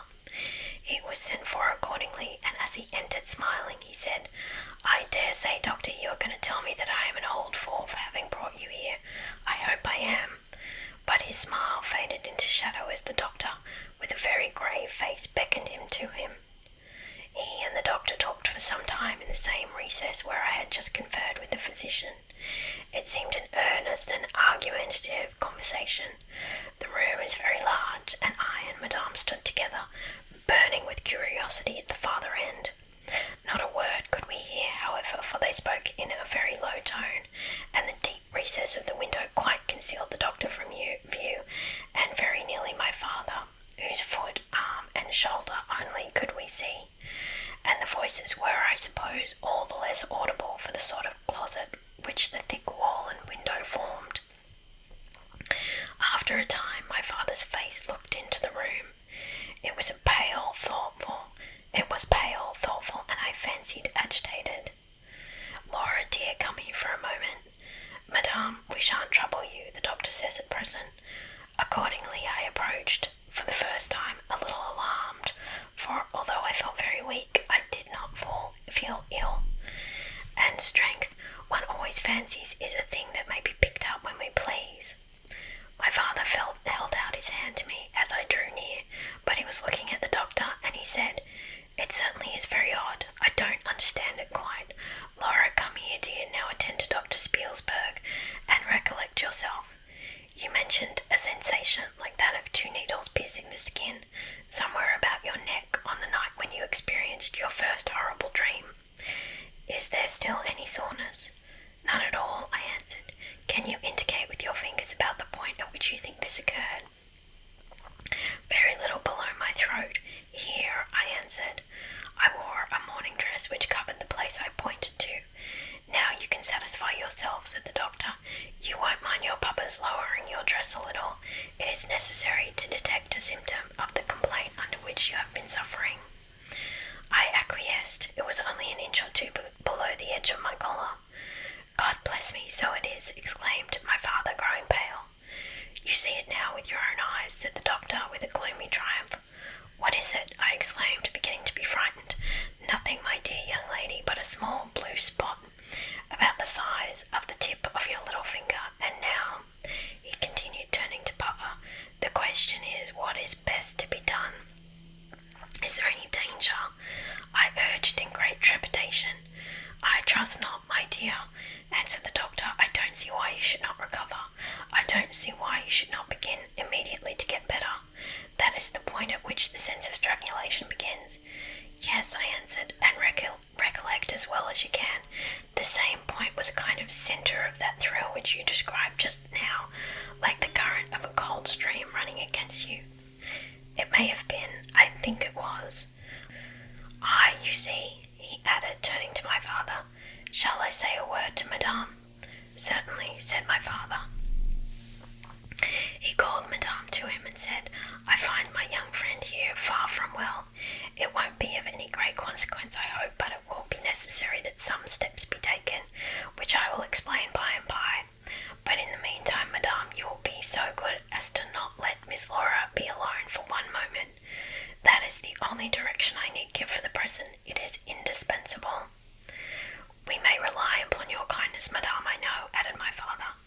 Madame satisfied him eagerly. And you, dear Laura, I know you will observe the doctor's direction.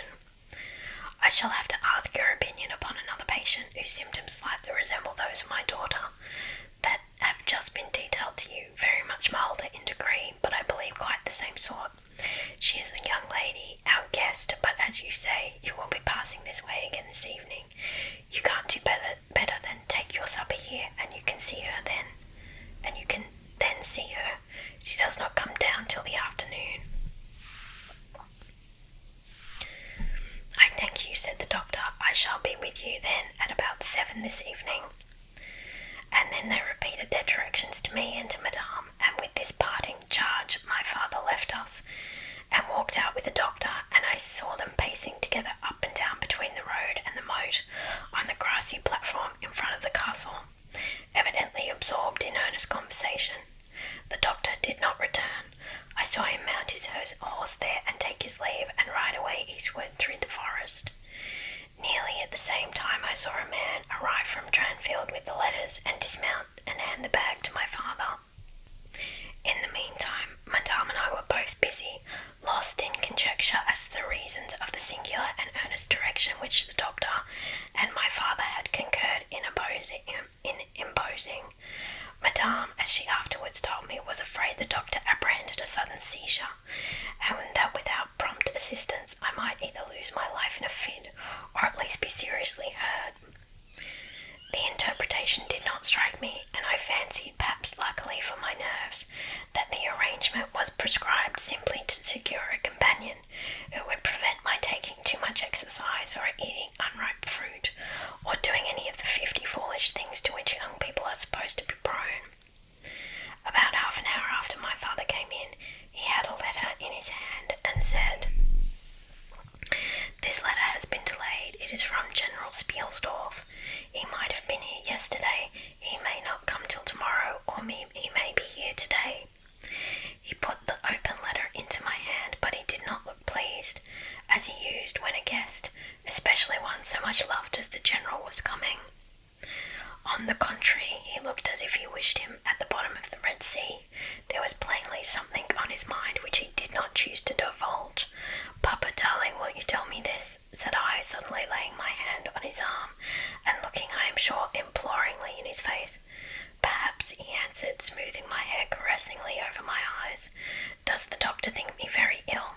No, dear, he thinks if right steps are taken, you will be quite well again, at least on the high road to a complete recovery in a day or two, he answered a little dryly. I wish our good friend the General had chosen any other time.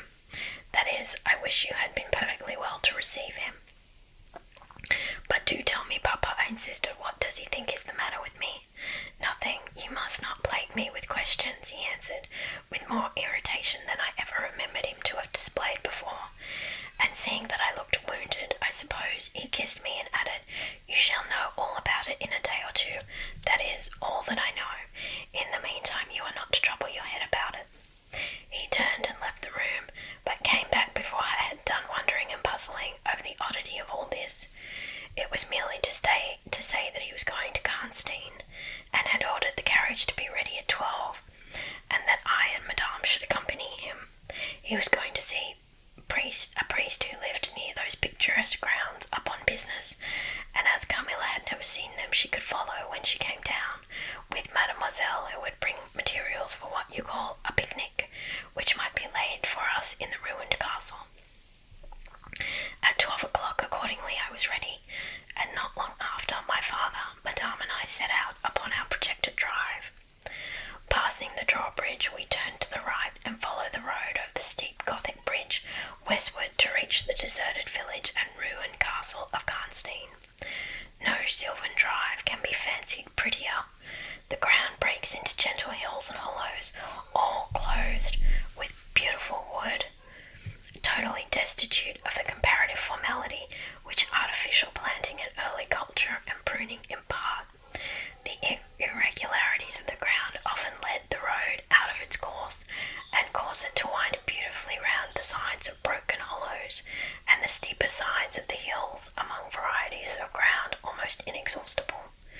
Turning one of these points, we suddenly encountered our old friend the General, riding toward us, attended by a mounted servant. His portmanteaus were following in a hired wagon, such as we term a cart.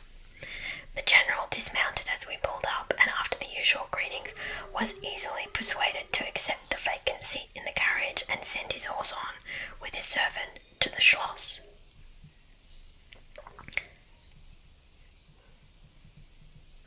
Chapter 10. Bereaved. It was about 10 months since we had last seen him, but that time had sufficed to make an alteration of years in his appearance. He had grown thinner, something of gloom and anxiety had taken the place of that cordial serenity which used to characterize his features. His dark blue eyes, always penetrating, now gleamed with a sterner light from under his shaggy grey eyebrows. It was not such a change as grief alone usually induces, and angrier passions seemed to have had their share in bringing it about. We had not long resumed our drive when the General began to talk, with his usual soldierly directness, of the bereavement, as he termed it, which he had sustained in the death of his beloved niece and ward, and he then broke out in a tone of intense bitterness and fury, inveighing against the hellish arts to which she had fallen a victim, and expressing with more exasperation than piety his wonder that heaven should tolerate so monstrous an indulgence of the lusts and malignity of hell. My father, who saw at once that something very extraordinary had befallen, asked him, if not too painful to him, to detail the circumstances with which he thought justified the strong terms in which he expressed himself. I should tell you all with pleasure, said the General, but you would not believe me. Why should I not? He asked. Because, he answered testily, you believe in nothing but what consists with your own prejudices and illusions. I remember when I was like you, but I have learned better. Try me, said my father. I am not such a dogmatist as you suppose. Besides which, I very well know that you generally require proof for what you believe, and am therefore very strongly predisposed to respect your conclusions. You are right in supposing that I have not been led lightly into a belief in the marvellous, for what I have experienced is marvellous, and I have been forced by extraordinary evidence to credit that which ran counter diametrically to all my theories. I have been made the dupe of a preternatural conspiracy. Notwithstanding his professions of confidence in the General's penetration, I saw my father at this point glance at the General with, as I thought, a marked suspicion of his sanity. The general did not see it, luckily. He was looking gloomily and curiously into the glades and vistas of the woods that were opening before us. "You are going to the ruins of Karnstein," he said. "Yes, it is a lucky coincidence. Do you know I was going to ask you to bring me there to inspect them? I have a special object in exploring. There is a ruined chapel, ain't there, with a great many tombs of that extinct family?" "So there are. Highly interesting," said my father. "I hope you are thinking of claiming the title and estates." My father said this gaily, but the general did not recollect the laugh or even the smile, which courtesy exacts for a friend's joke. On the contrary, he looked grave and even fierce, ruminating on a matter that stirred his anger and horror. "Something very different," he said gruffly. "I mean to unearth some of those fine people. I hope, by God's blessing, to accomplish a pious sacrilege here, which will relieve our earth of certain monsters, and enable honest people to sleep in their beds without being assailed by murderers. I have strange things to tell you, my dear friend, such as I myself would have scouted as incredible a few months since." My father looked at him again, but this time not with a glance of suspicion, with an eye rather of keen intelligence and alarm. "The house of Karnstein," he said, "has long been extinct, 100 years at least. My dear wife was maternally descended from the Karnsteins, but the name and title have long ceased to exist. The castle is a ruin.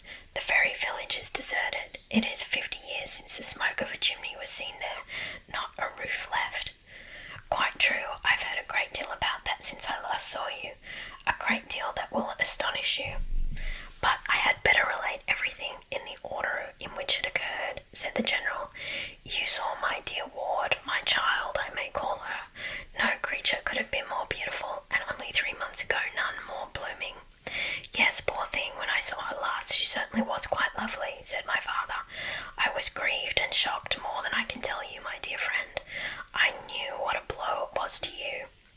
He took the general's hand, and they exchanged a kind pressure. Tears gathered in the old soldier's eyes. He did not seek to conceal them. He said, "We have been very old friends. I knew you would feel for me, childless as I am." She had become an object of very near interest to me, and repaid my care by an affection that cheered my home and made my life happy. That is all gone. The years that remain to me on earth may not be very long, but by God's mercy I hope to accomplish a service to mankind before I die, and to subserve the vengeance of heaven upon the fiends who have murdered my poor child in the spring of her hopes and beauty." "You said just now that you intended relating everything as it occurred," said my father. "Pray do. I assure you that it is not mere curiosity that prompts me." By this time we had reached the point at which the Drunstall road, by which the general had come, diverges from the road which we were travelling to Karnstein. "How far is it to the ruins?" inquired the general, looking anxiously forward. "About half a league," answered my father. "Pray let us hear the story you were so good as to promise." Chapter 11. The Story. "With all my heart," said the general, with an effort, and after a short pause in which to arrange his subject, he commenced one of the strangest narratives I ever heard. "My dear child was looking forward with great pleasure to the visit you had been so good to arrange for her to your charming daughter." Here he made me a gallant but melancholy bow. "In the meantime we had an invitation to my old friend the Count Karlsfeld, whose schloss is about 6 leagues to the other side of Karnstein. It was to attend the series of fetes which, you remember, were given by him in honour of his illustrious visitor, the Grand Duke Charles." "Yes, and very splendid I believe they were," said my father. "Princely, but then his hospitalities are quite regal. He has Aladdin's lamp. The night from which my sorrow dates was devoted to a magnificent masquerade. The grounds were thrown open, the trees hung with coloured lamps. There was such a display of fireworks as Paris itself had never witnessed, and such music, you know is my weakness, such ravishing music, the finest instrumental band, perhaps in the world, and the finest singers, who could be collected from all the great operas in Europe. As you wandered through these fantastically illuminated grounds, the moonlighted chateau throwing a rosy light from its long rows of windows, you would suddenly hear these ravishing voices stealing from the silence of some grove or rising from boats upon the lake. I felt myself, as I looked and listened, carried back into the romance and poetry of my early youth. When the fireworks were ended and the ball beginning, we returned to the noble suite of rooms that were thrown open to the dancers. A masked ball, you know, is a beautiful sight, but so brilliant a spectacle of the kind I never saw before. It was a very aristocratic assembly. I was myself almost the only nobody present. My dear child was looking quite beautiful. She wore no mask. Her excitement and delight added an unspeakable charm to her features, always lovely. I remarked a young lady, dressed magnificently but wearing a mask, who appeared to me to be observing my ward with extraordinary interest. I had seen her earlier in the evening in the great hall, and again for a few minutes walking near us on the terrace under the castle windows, similarly employed. A lady, also masked, richly and gravely dressed, and with a stately air like a person of rank, accompanied her as a chaperone. Had the young lady not worn a mask, I could of course have been much more certain upon the question whether she was really watching my poor darling. I am now well assured that she was. We were now in one of the salons. My poor dear child had been dancing and was resting a little in one of the chairs near the door. I was standing near. The two ladies I have mentioned had approached, and the younger took the chair next to my ward, while her companion stood beside me, and for a little time addressed herself in a low tone to her charge. Availing herself of the privilege of her mask, she turned to me, and then in the tone of an old friend, and calling me by my name, opened a conversation with me which piqued my curiosity a good deal. She referred to many scenes where she had met me, at court and at distinguished houses. She alluded to little incidents which I had long ceased to think of, but which I found had only lain in abeyance in my memory, for they instantly started into life at her touch. I became more and more curious to ascertain who she was every moment. She parried my attempts to discover very adroitly and pleasantly. The knowledge she showed of many passages in my life seemed to me all but unaccountable, and she appeared to take a not unnatural pleasure in foiling my curiosity, and in seeing me flounder in my eager perplexity from one conjecture to another. In the meantime, the young lady, whom her mother called by the odd name of Malacca, when she once or twice addressed her, had with the same ease and grace got into conversation with my ward. She introduced herself by saying that her mother was a very old acquaintance of mine. She spoke of the agreeable audacity which a mask rendered practicable. She talked like a friend. She admired her dress and insinuated very prettily her admiration of her beauty. She amused her with laughing criticisms upon the people who crowded the ballroom, and laughed at my poor child's fun. She was very witty and lively when she pleased, and after a time they had grown very good friends, and the young stranger lowered her mask, displaying a remarkably beautiful face. I had never seen it before, neither had my dear child, but though it was new to us, the features were so engaging as well as lovely that it was impossible not to feel the attraction powerfully. My poor girl did so. I never saw anyone more taken with another at first sight, unless indeed it was the stranger herself, who seemed quite to have lost her heart to her. In the meantime, availing myself of the license of a masquerade, I put not a few questions to the elder lady. "You have me puzzled utterly," I said, laughing. "Is that not enough? Won't you now consent to stand on equal terms and do me the kindness to remove your mask?" "Can any request be more unreasonable?" she replied. "Ask a lady to yield an advantage. Beside, how do you know you should recognize me? Years make changes." "As you see," I said with a bow, and I suppose a rather melancholy little laugh. "As philosophers tell us," she said, "and how do you know that a sight of my face would help you?" "I should take chance for that," I answered. "It is vain trying to make yourself out an old woman. Your figure betrays you." Years nevertheless have passed since I saw you, rather since you saw me, for that is what I am considering. Malaka there is my daughter. I cannot then be young, even in the opinion of people whom time has taught to be indulgent, and I may not like to be compared with what you remember me. You have no mask to remove. You can offer me nothing in exchange. My petition is to your pity to remove it, and mine to yours to let it stay where it is, she replied. Well, then at least you will tell me whether you are French or German. You speak both languages so perfectly. I don't think I shall tell you that, General. You intend a surprise and are meditating the particular point of attack. At all events, you won't deny this. I said that being honoured by your permission to converse, I ought to know how to address you. Shall I say, Madame la Comtesse? She laughed, and she would no doubt have met me with another ovation, if indeed I can treat any occurrence in an interview, every circumstance of which was prearranged, as I now believe, with the profoundest cunning, as liable to be modified by accident.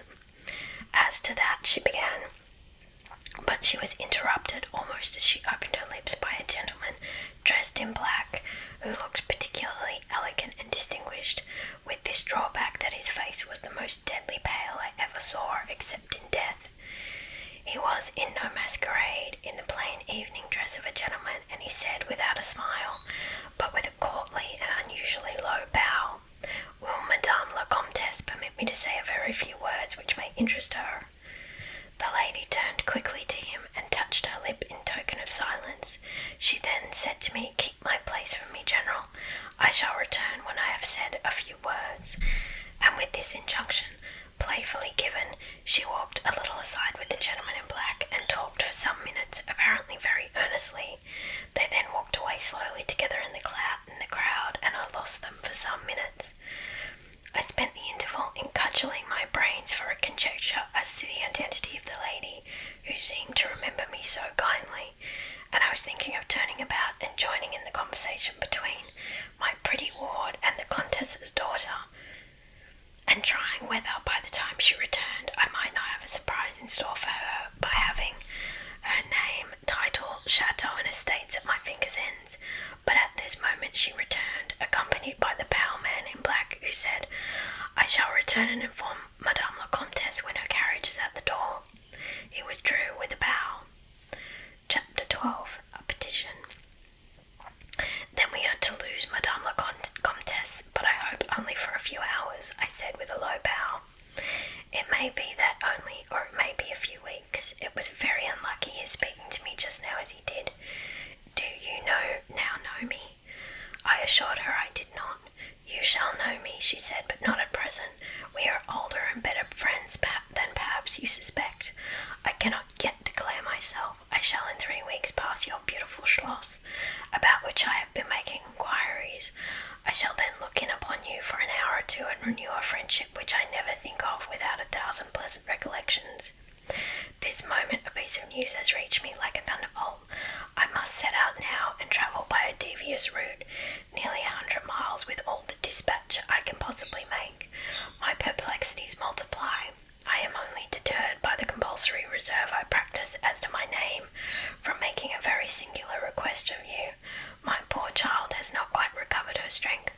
Her horse fell with her at a hunt which she had ridden out to witness. Her nerves have not yet recovered the shock, and our physician says that she must on no account exert herself for some time to come. We came here, in consequence, by very easy stages, hardly 6 leagues a day. I must now travel day and night on a mission of life and death, a mission the critical and momentous nature of which I shall be able to explain to you when we meet, as I hope we shall in a few weeks, without the necessity of any concealment." She went on to make her petition, and it was in the tone of a person from whom such a request amounted to conferring rather than seeking a favour. This was only in manner, and as it seemed quite unconsciously, than in terms in which it was expressed. Nothing could be more deprecatory. It was simply that I would consent to take charge of her daughter during her absence. This was, all things considered, a strange, not to say an audacious request. She in some sort disarmed me by stating and admitting everything that could be urged against it, and throwing herself entirely upon my chivalry. At the same moment, by a fatality that seems to have predetermined all that happened, my poor child came to my side, and in an undertone besought me to invite her new friend Malacca to pay us a visit. She had just been sounding her, and thought if her mamma would allow her, she would like it extremely. At another time I should have told her to wait a little until at least we knew who they were, but I had not a moment to think in. The two ladies assailed me together, and I must confess the refined and beautiful face of the young lady, about which there was something extremely engaging, as well as the elegance and fire of high birth, determined me, and quite overpowered, I submitted and undertook too easily the care of the young lady, whom her mother called Malacca. The Countess beckoned to her daughter, who listened with grave attention while she told her in general terms how suddenly and peremptorily she had been summoned, and also of the arrangement she had made for her under my care, adding that I was one of her earliest and most valued friends. I made, of course, such speeches as the case seemed to call for, and found myself on reflection in a position which I did not half like. The gentleman in black returned, and very ceremoniously conducted the lady from the room. The demeanour of this gentleman was such as to impress me with the conviction that the Countess was a lady of very much more importance than her modest title alone might have led me to assume. Her last charge to me was that no attempt was to be made to learn more about her than I might have already guessed until her return. Our distinguished host, whose guest she was, knew her reasons. But here, she said, neither I nor my daughter could safely remain for more than a day. I removed my mask imprudently for a moment about an hour ago, and too late I fancied you saw me, so I resolved to seek an opportunity of talking a little to you. Had I found that you had seen me, I would have thrown myself on your high sense of honour to keep my secret for some weeks. As it was, I am satisfied that you did not see me, but if you now suspect, or on reflection should suspect who I am, I commit myself in like manner entirely to your honour. My daughter will observe the same secrecy, and I well know that you will from time to time remind her, lest she should thoughtlessly disclose it.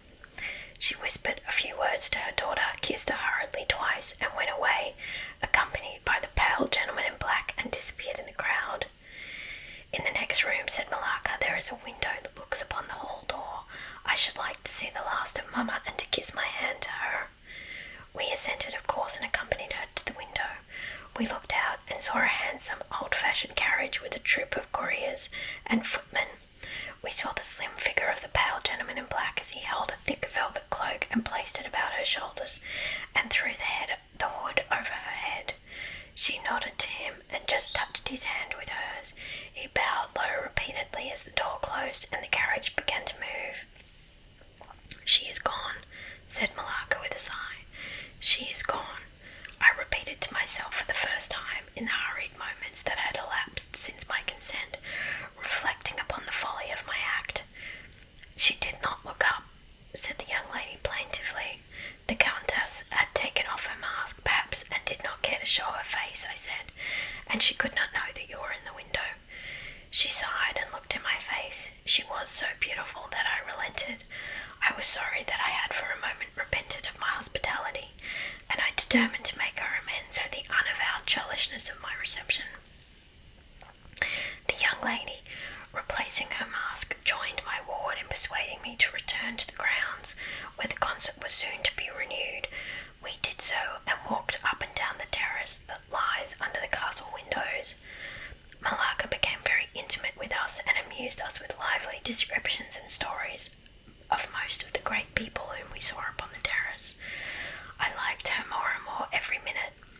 Her gossip, without being ill-natured, was extremely diverting to me, who had been so long out of the great world. I thought what life she would give to our sometimes lonely evenings at home. This ball was not over until the morning sun had almost reached the horizon. It pleased the Grand Duke to dance till then, so loyal people could not go away or think of bed. We had just got through a crowded saloon. When my ward asked me what had become of Malaka, I thought she had been by her side, and she fancied she was by mine. The fact was we had lost her. All my efforts to find her were in vain. I feared that she had mistaken in the confusion of a momentary separation from us other people for her new friends, and had possibly pursued and lost them in the extensive grounds which were thrown open to us. Now, in its full force, I recognised a new folly in my having undertaken the charge of a young lady without so much as knowing her name, and fettered as I was by promises of the reasons for imposing which I knew nothing. I could not even point my inquiries by saying that the missing young lady was the daughter of the Countess who had taken her departure a few hours before. Morning broke. It was clear daylight before I gave up my search. It was not till near 2 o'clock next day that we heard anything of my missing charge. At about that time a servant knocked at my niece's door to say that he had been earnestly requested by a young lady who appeared to be in great distress to make out where she could find the General Baron Spielsdorf and the young lady his daughter, in whose charge she had been left by her mother. There could be no doubt, notwithstanding the slight inaccuracy, that our young friend had turned up, and so she had. Would to heaven that we had lost her. She told my poor child a story to account for her having failed to recover us for so long. Very late, she said, she had got to the housekeeper's bedroom in despair of finding us, and had then fallen into a deep sleep, which, long as it was, had hardly sufficed to recruit her strength after the fatigues of the ball. That day Malaka came home with us. I was only too happy, after all, to have secured so charming a companion for my dear girl. Chapter 13. The Woodman. There soon, however, appeared some drawbacks. In the first place, Malaka complained of extreme languor. The weakness that remained after her late illness, and she never emerged from her room till the afternoon was pretty far advanced. In the next place, it was accidentally discovered, although she always locked her door on the inside and never disturbed the key from its place till she admitted the maid to assist her at her toilet, that she was undoubtedly sometimes absent from her room in the very early morning, and at various times later in the day before she wished it to be understood that she was stirring. She was repeatedly seen from the windows of the Schloss, in the first faint grey of the morning, walking through the trees in an easterly direction and looking like a person in a trance. This convinced me that she walked in her sleep. But this hypothesis did not solve the puzzle. How did she pass out from her room, leaving the door locked on the inside? How did she escape from the house without unbarring door or window? In the midst of my perplexities, an anxiety of a far more urgent kind presented itself. My dear child began to lose her looks and health, and that in a manner so mysterious and even horrible that I became thoroughly frightened. She was at first visited by appalling dreams, then, as she fancied, by a spectre, sometimes resembling Malaka, sometimes in the shape of a beast indistinctly seen, walking round the foot of her bed from side to side. Lastly came sensations. One, not unpleasant but very peculiar, she said, resembled the flow of an icy stream against her breast. At a later time she felt something like a pair of large needles pierce her, and a little below the throat, with a very sharp pain. A few nights after followed a gradual and convulsive sense of strangulation. Then came unconsciousness. I could hear distinctly every word the kind old general was saying, because by this time we were driving upon the short grass that spreads on either side of the road as you approach the roofless village, which had not shown the smoke of a chimney for more than half a century. You may guess how strangely I felt as I heard my own symptoms so exactly described in those which had been experienced by the poor girl who, but for the catastrophe which followed, would have been at that moment a visitor at my father's chateau. You may suppose also how I felt as I heard him detail habits and mysterious peculiarities, which were in fact those of our beautiful guest Carmilla. A vista opened in the forest. We were on a sudden under the chimneys and gables of the ruined village, and the towers and battlements of the dismantled castle, round which gigantic trees are grouped, overhung us from a slight eminence. sudden dream I got down from the carriage, and in silence, for we had each abundant matters for thinking, we soon mounted the ascent and were among the spacious chambers, winding stairs, and dark corridors of the castle. And this was once the palatial residence of the Karnsteins, said the old general at length, as from a great window he looked out across the village and saw the wide, undulating expanse of forest. It was a bad family, and here its blood-stained annals were written. He continued, "It is hard that they should, after death, continue to plague the human race with their atrocious lusts. That is the chapel of the Karnsteins down there." He pointed down to the great walls of the Gothic building, partly visible through the foliage, a little way down the steep. "And I hear the axe of a woodman," he added, "busy among the trees that surround it. He possibly may give us the information of which I am in search, and point out the grave of Micalla, Countess of Karnstein. These rustics preserve the local traditions of great families whose stories die out among the rich and titled so soon as the families themselves become extinct. We have a portrait at home of Micalla, the Countess Karnstein. Should you like to see it?" asked my father. "Time enough, dear friend," replied the general. "I believe that I have seen the original, and one motive which has led me to you earlier than I had first intended was to explore the chapel which we are now approaching." "What, see the Countess Micalla?"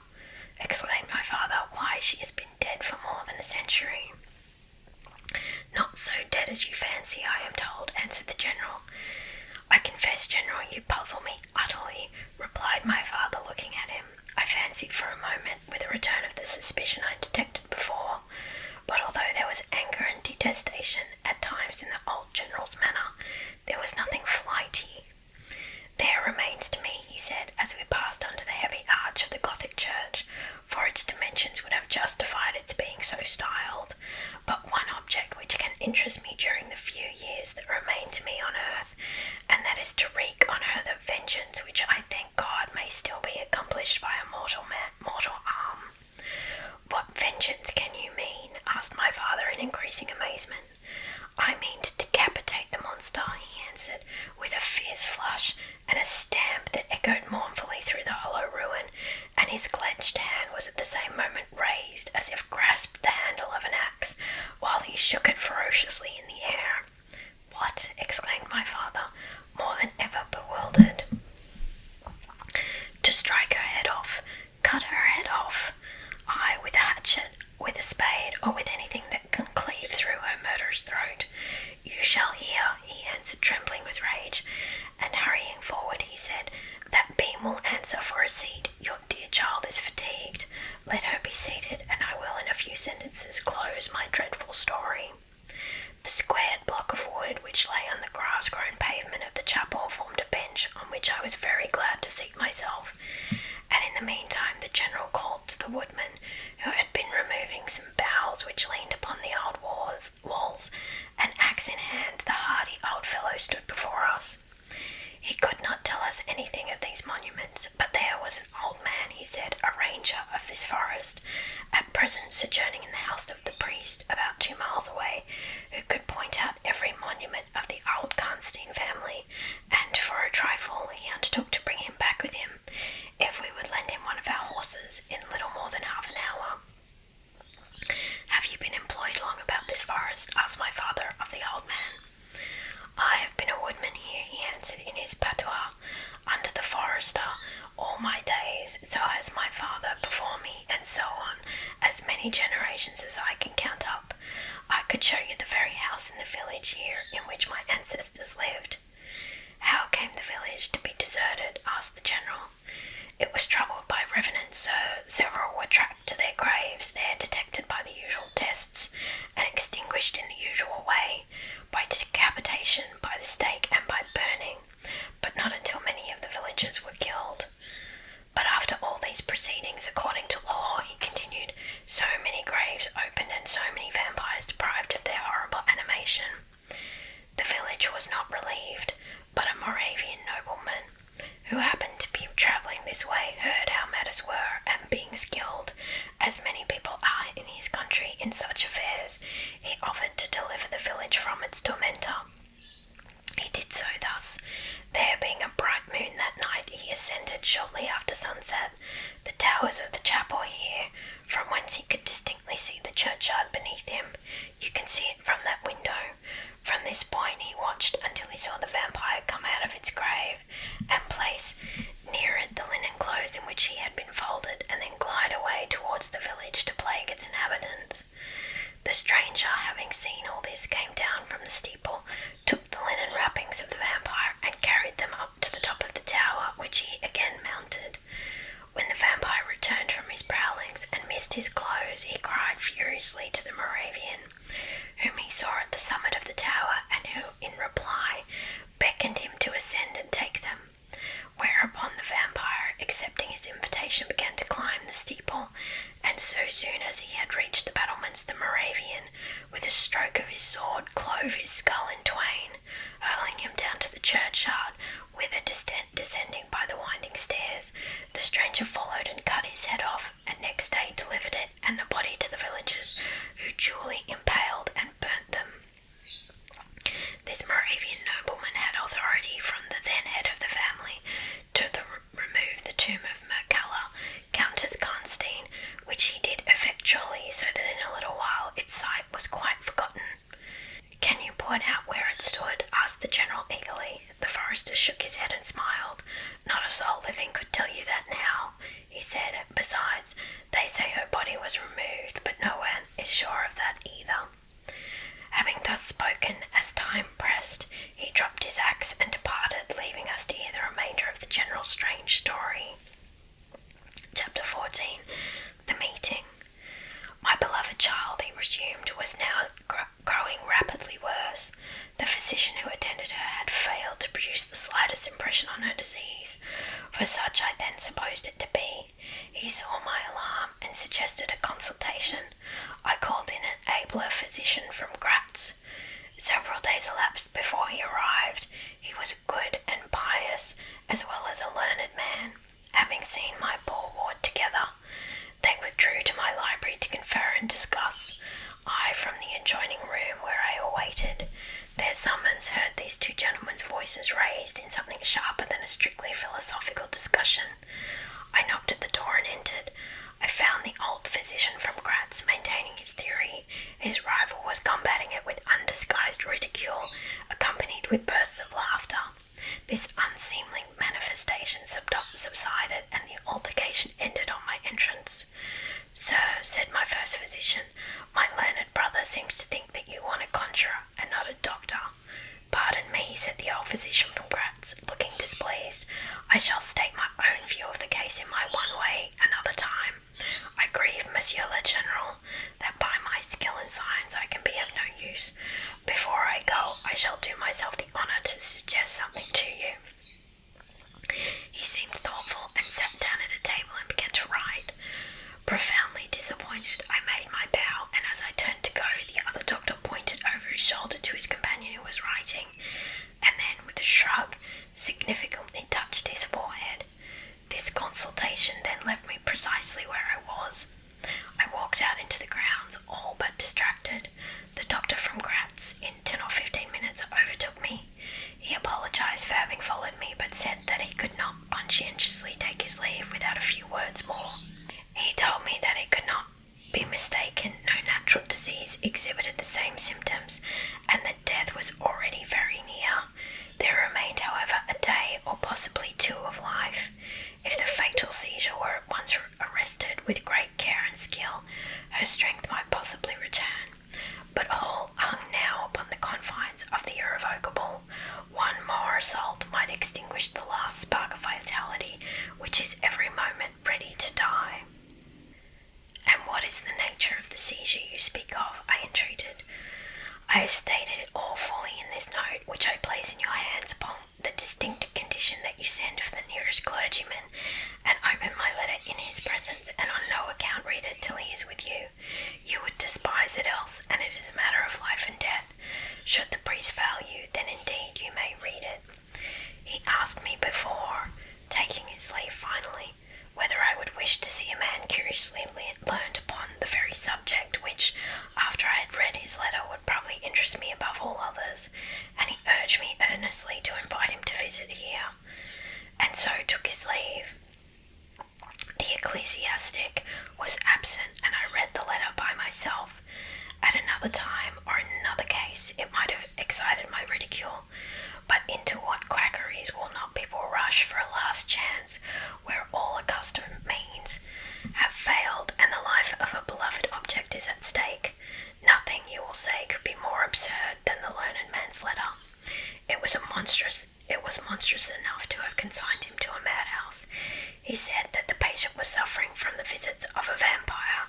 The punctures which she described as having occurred near the throat were, he insisted, the insertions of those two long, thin, and sharp teeth which it is well known are peculiar to vampires, and there could be no doubt, he added, as to the well-defined presence of the small livid marks which all concurred in describing as to that induced by the demon's lips, and every symptom described by the sufferer was in exact conformity with those recorded in every case of a similar visitation. Being myself wholly sceptical as to the existence of any such portent as the vampire, the supernatural theory of the good doctor furnished, in my opinion, but another instance of learning and intelligence oddly associated with someone hallucinating. I was so miserable, however, that rather than try nothing, I acted upon the instructions of the letter. I concealed myself in the dark dressing room that opened upon the poor patient's room, in which a candle was burning, and watched there till she was fast asleep.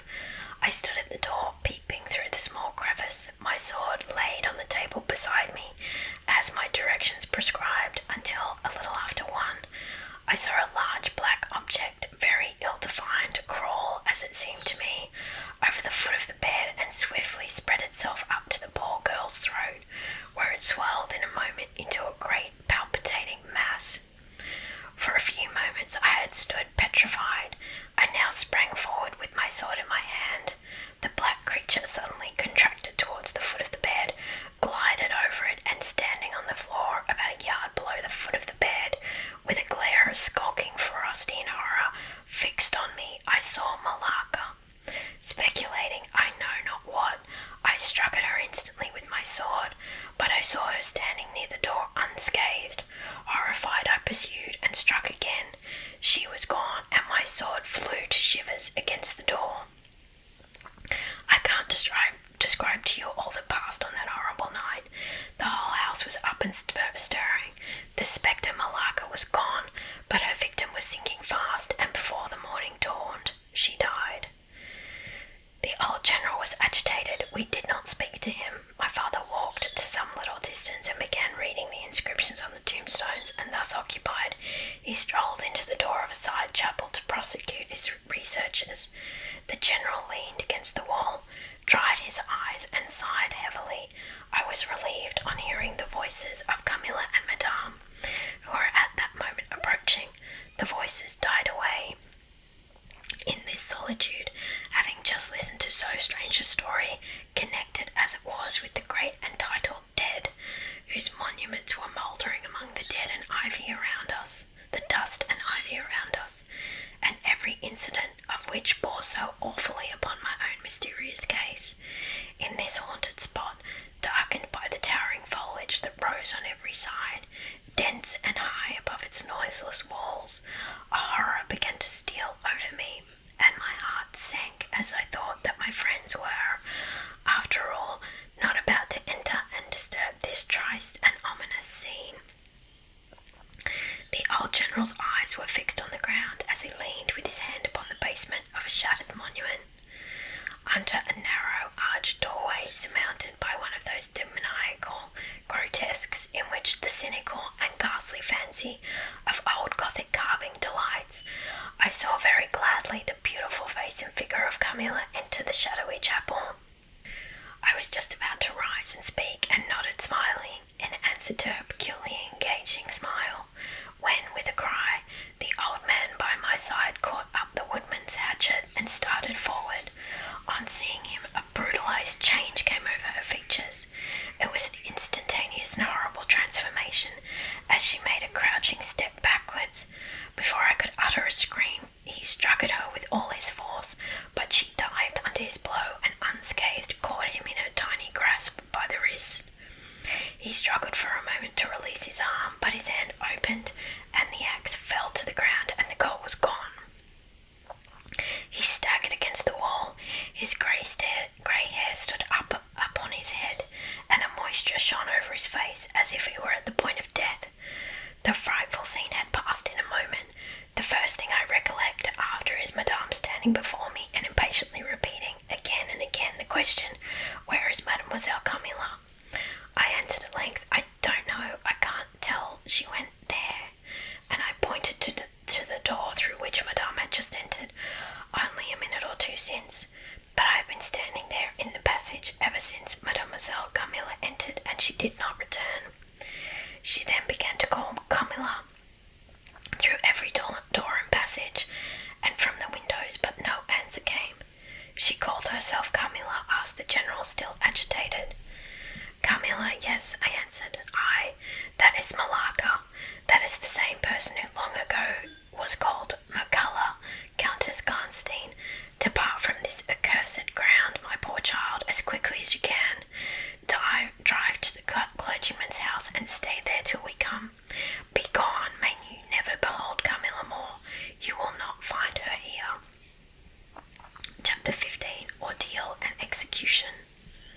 As he spoke, one of the strangest-looking men I ever beheld entered the chapel at the door through which Carmilla had made her entrance and her exit. He was tall, narrow-chested, stooping, with high shoulders and dressed in black.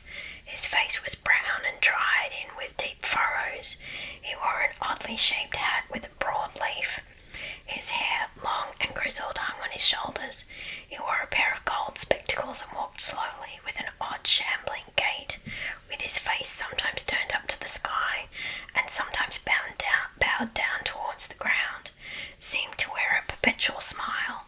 His long, thin arms were swinging, and his lank hands, in old black gloves ever so much too wide for them, waving and gesticulating in utter abstraction.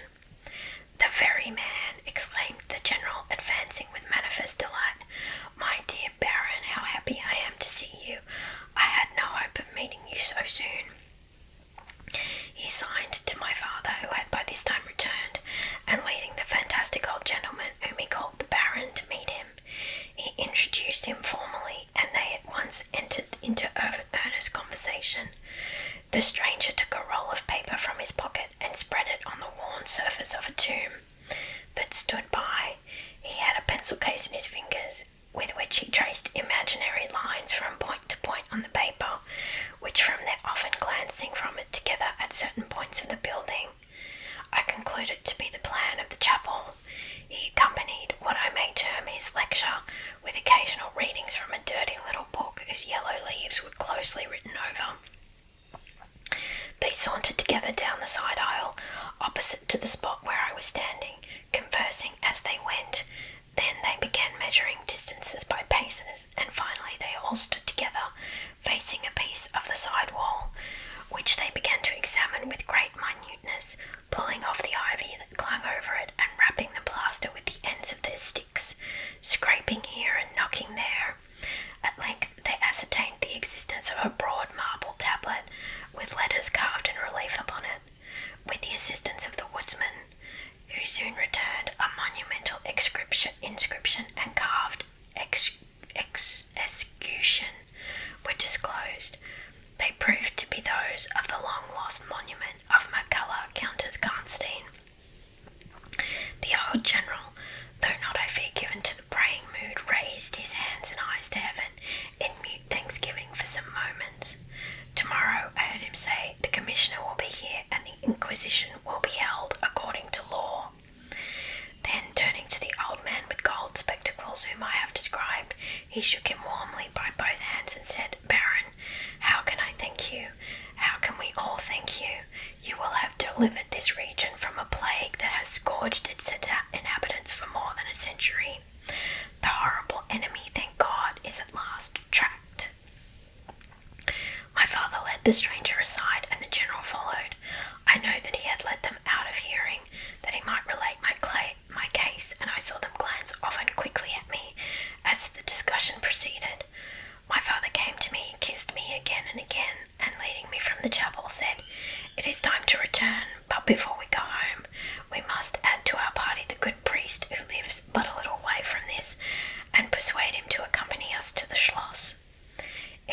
quest we were successful, and I was glad, being unspeakably fatigued when we reached home. But my satisfaction was changed to dismay on discovering that there were no tidings of Carmilla. Of the scene that had occurred in the ruined chapel, no explanation was offered to me, and it was clear that it was a secret which my father, for the present, determined to keep from me. The sinister absence of Carmilla made the remembrance of the scene more horrible to me. The arrangements for the night were singular. 2 servants and Madame were to sit up in my room that night, and the ecclesiastic, with my father, kept watch in the adjoining dressing room. The priest had performed certain solemn rites that night, the purport of which I did not understand any more than I comprehended the reason of this extraordinary precaution taken for my safety during sleep. I saw all clearly a few days later. The disappearance of Carmilla was followed by the discontinuance of my nightly sufferings. You have heard, no doubt, of the appalling superstition that prevails in Upper and Lower Styria, in Moravia, Silesia, in Turkish Serbia, in Poland, even in Russia, the superstition, so we must call it, of the vampire. If human testimony, taken with every care and solemnity, judicially before commissions innumerable, each consisting of many members, all chosen for integrity and intelligence, and constituting reports more voluminous perhaps than exist upon any other class of cases, is worth anything, it is difficult to deny or even to doubt the existence of such a phenomena as the vampire.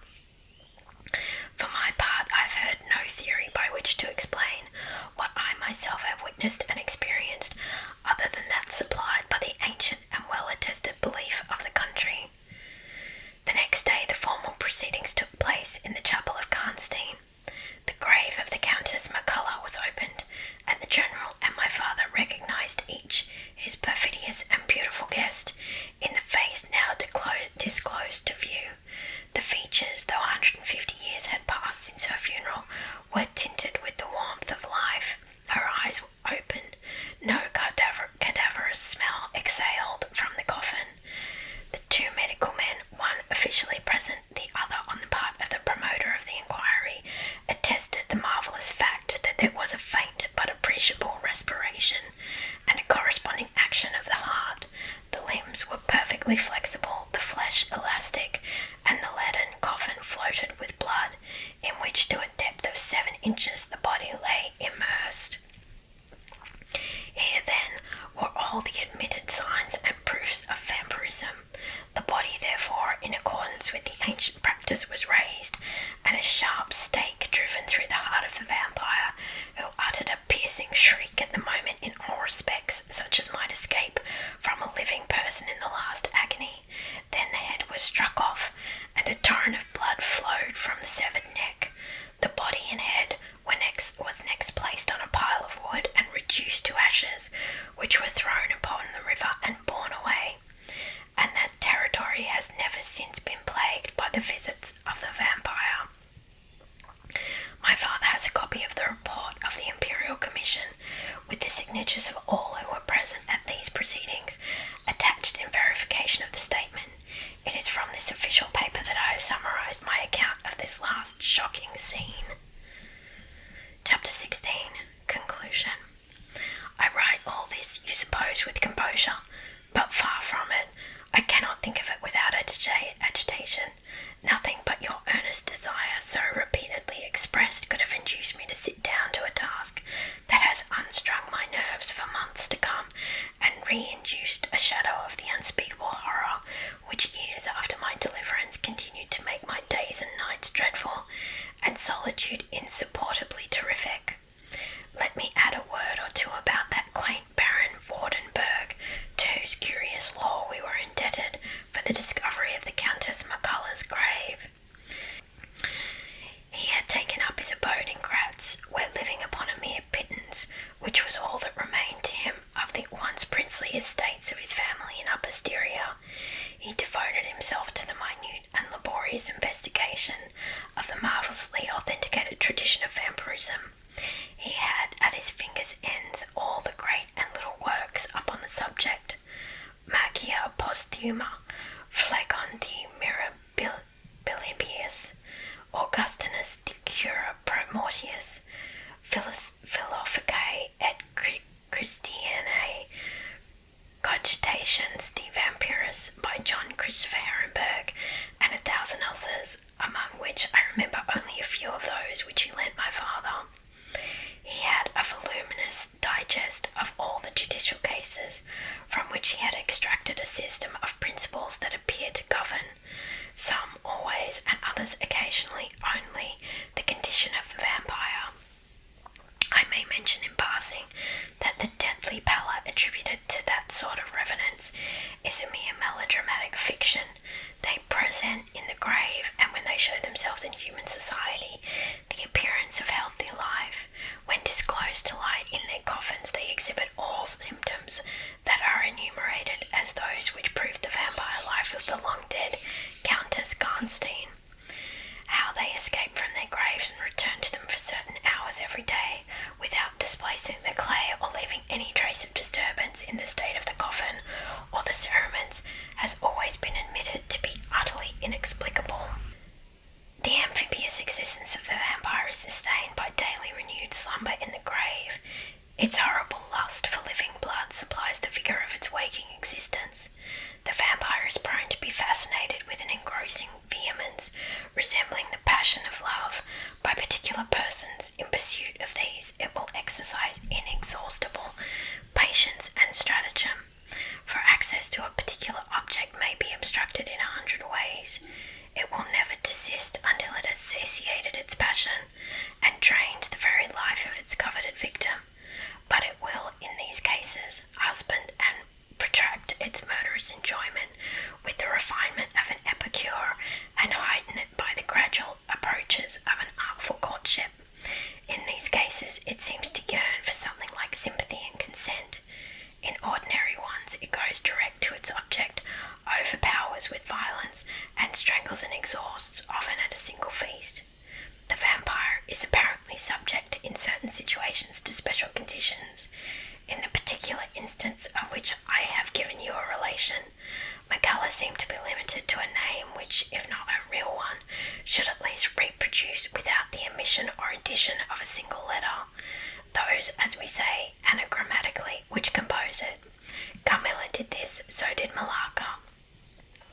My father related to the Baron Vordenberg, who remained with us for 2 or 3 weeks after the expulsion of Carmilla, the story about the Moravian nobleman and the vampire at Karnstein churchyard, and then he asked the Baron how he had discovered the exact position of the long-concealed tomb of the Countess McCullough. The Baron's grotesque features puckered up into a mysterious smile. He looked down, still smiling on his worn spectacle case, and fumbled with it. Then, looking up, he said, "I have many journals and other papers written by that remarkable man. The most curious among them is one treating of the visit of which you speak to Karnstein. The tradition, of course, discolours and distorts a little. He might have been termed a Moravian nobleman, for he had changed his abode to that territory, and was beside a noble, but he was in truth a native of our posterior.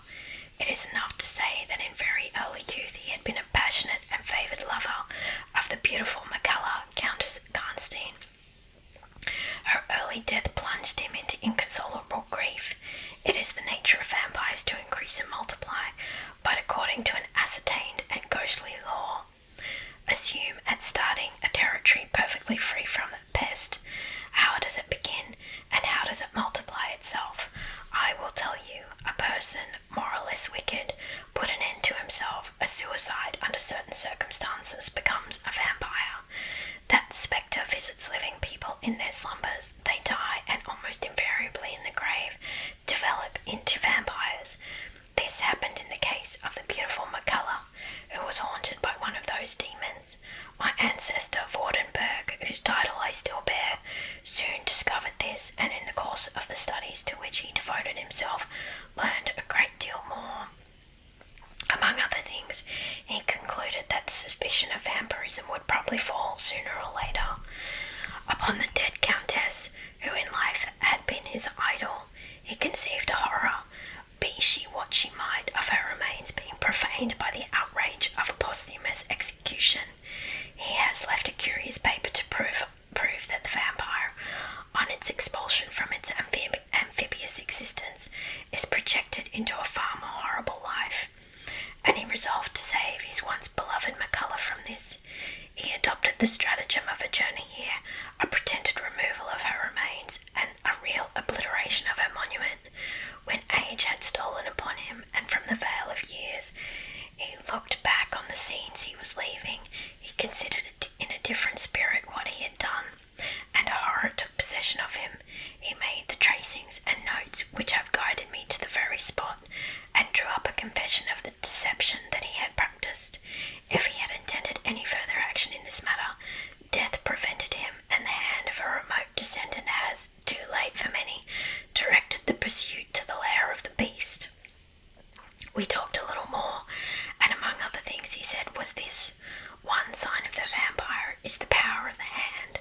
The slender hand of McCullough closed like a vice of steel on the general's wrist when he raised the hatchet to strike, but its power is not confined to its grip. It leaves a numbness in the limb it seizes, which is slowly, if ever, recovered from. The following spring my father took me a tour through Italy. We remained away for more than a year. It was long before the terror of recent events subsided, and to this hour the image of Carmilla returns to my memory with ambiguous alternations. Sometimes the playful, languid, beautiful girl, sometimes the wreathing fiend I saw in the ruined church, and often from a reverie I have started, fancying I heard the light step of Carmilla at the drawing-room door. Well, I hope you liked the story, my little Eeries. Thank you for listening. If you like what you see and hear, please remember to like and subscribe. And if you have any suggestions for other horror stories, just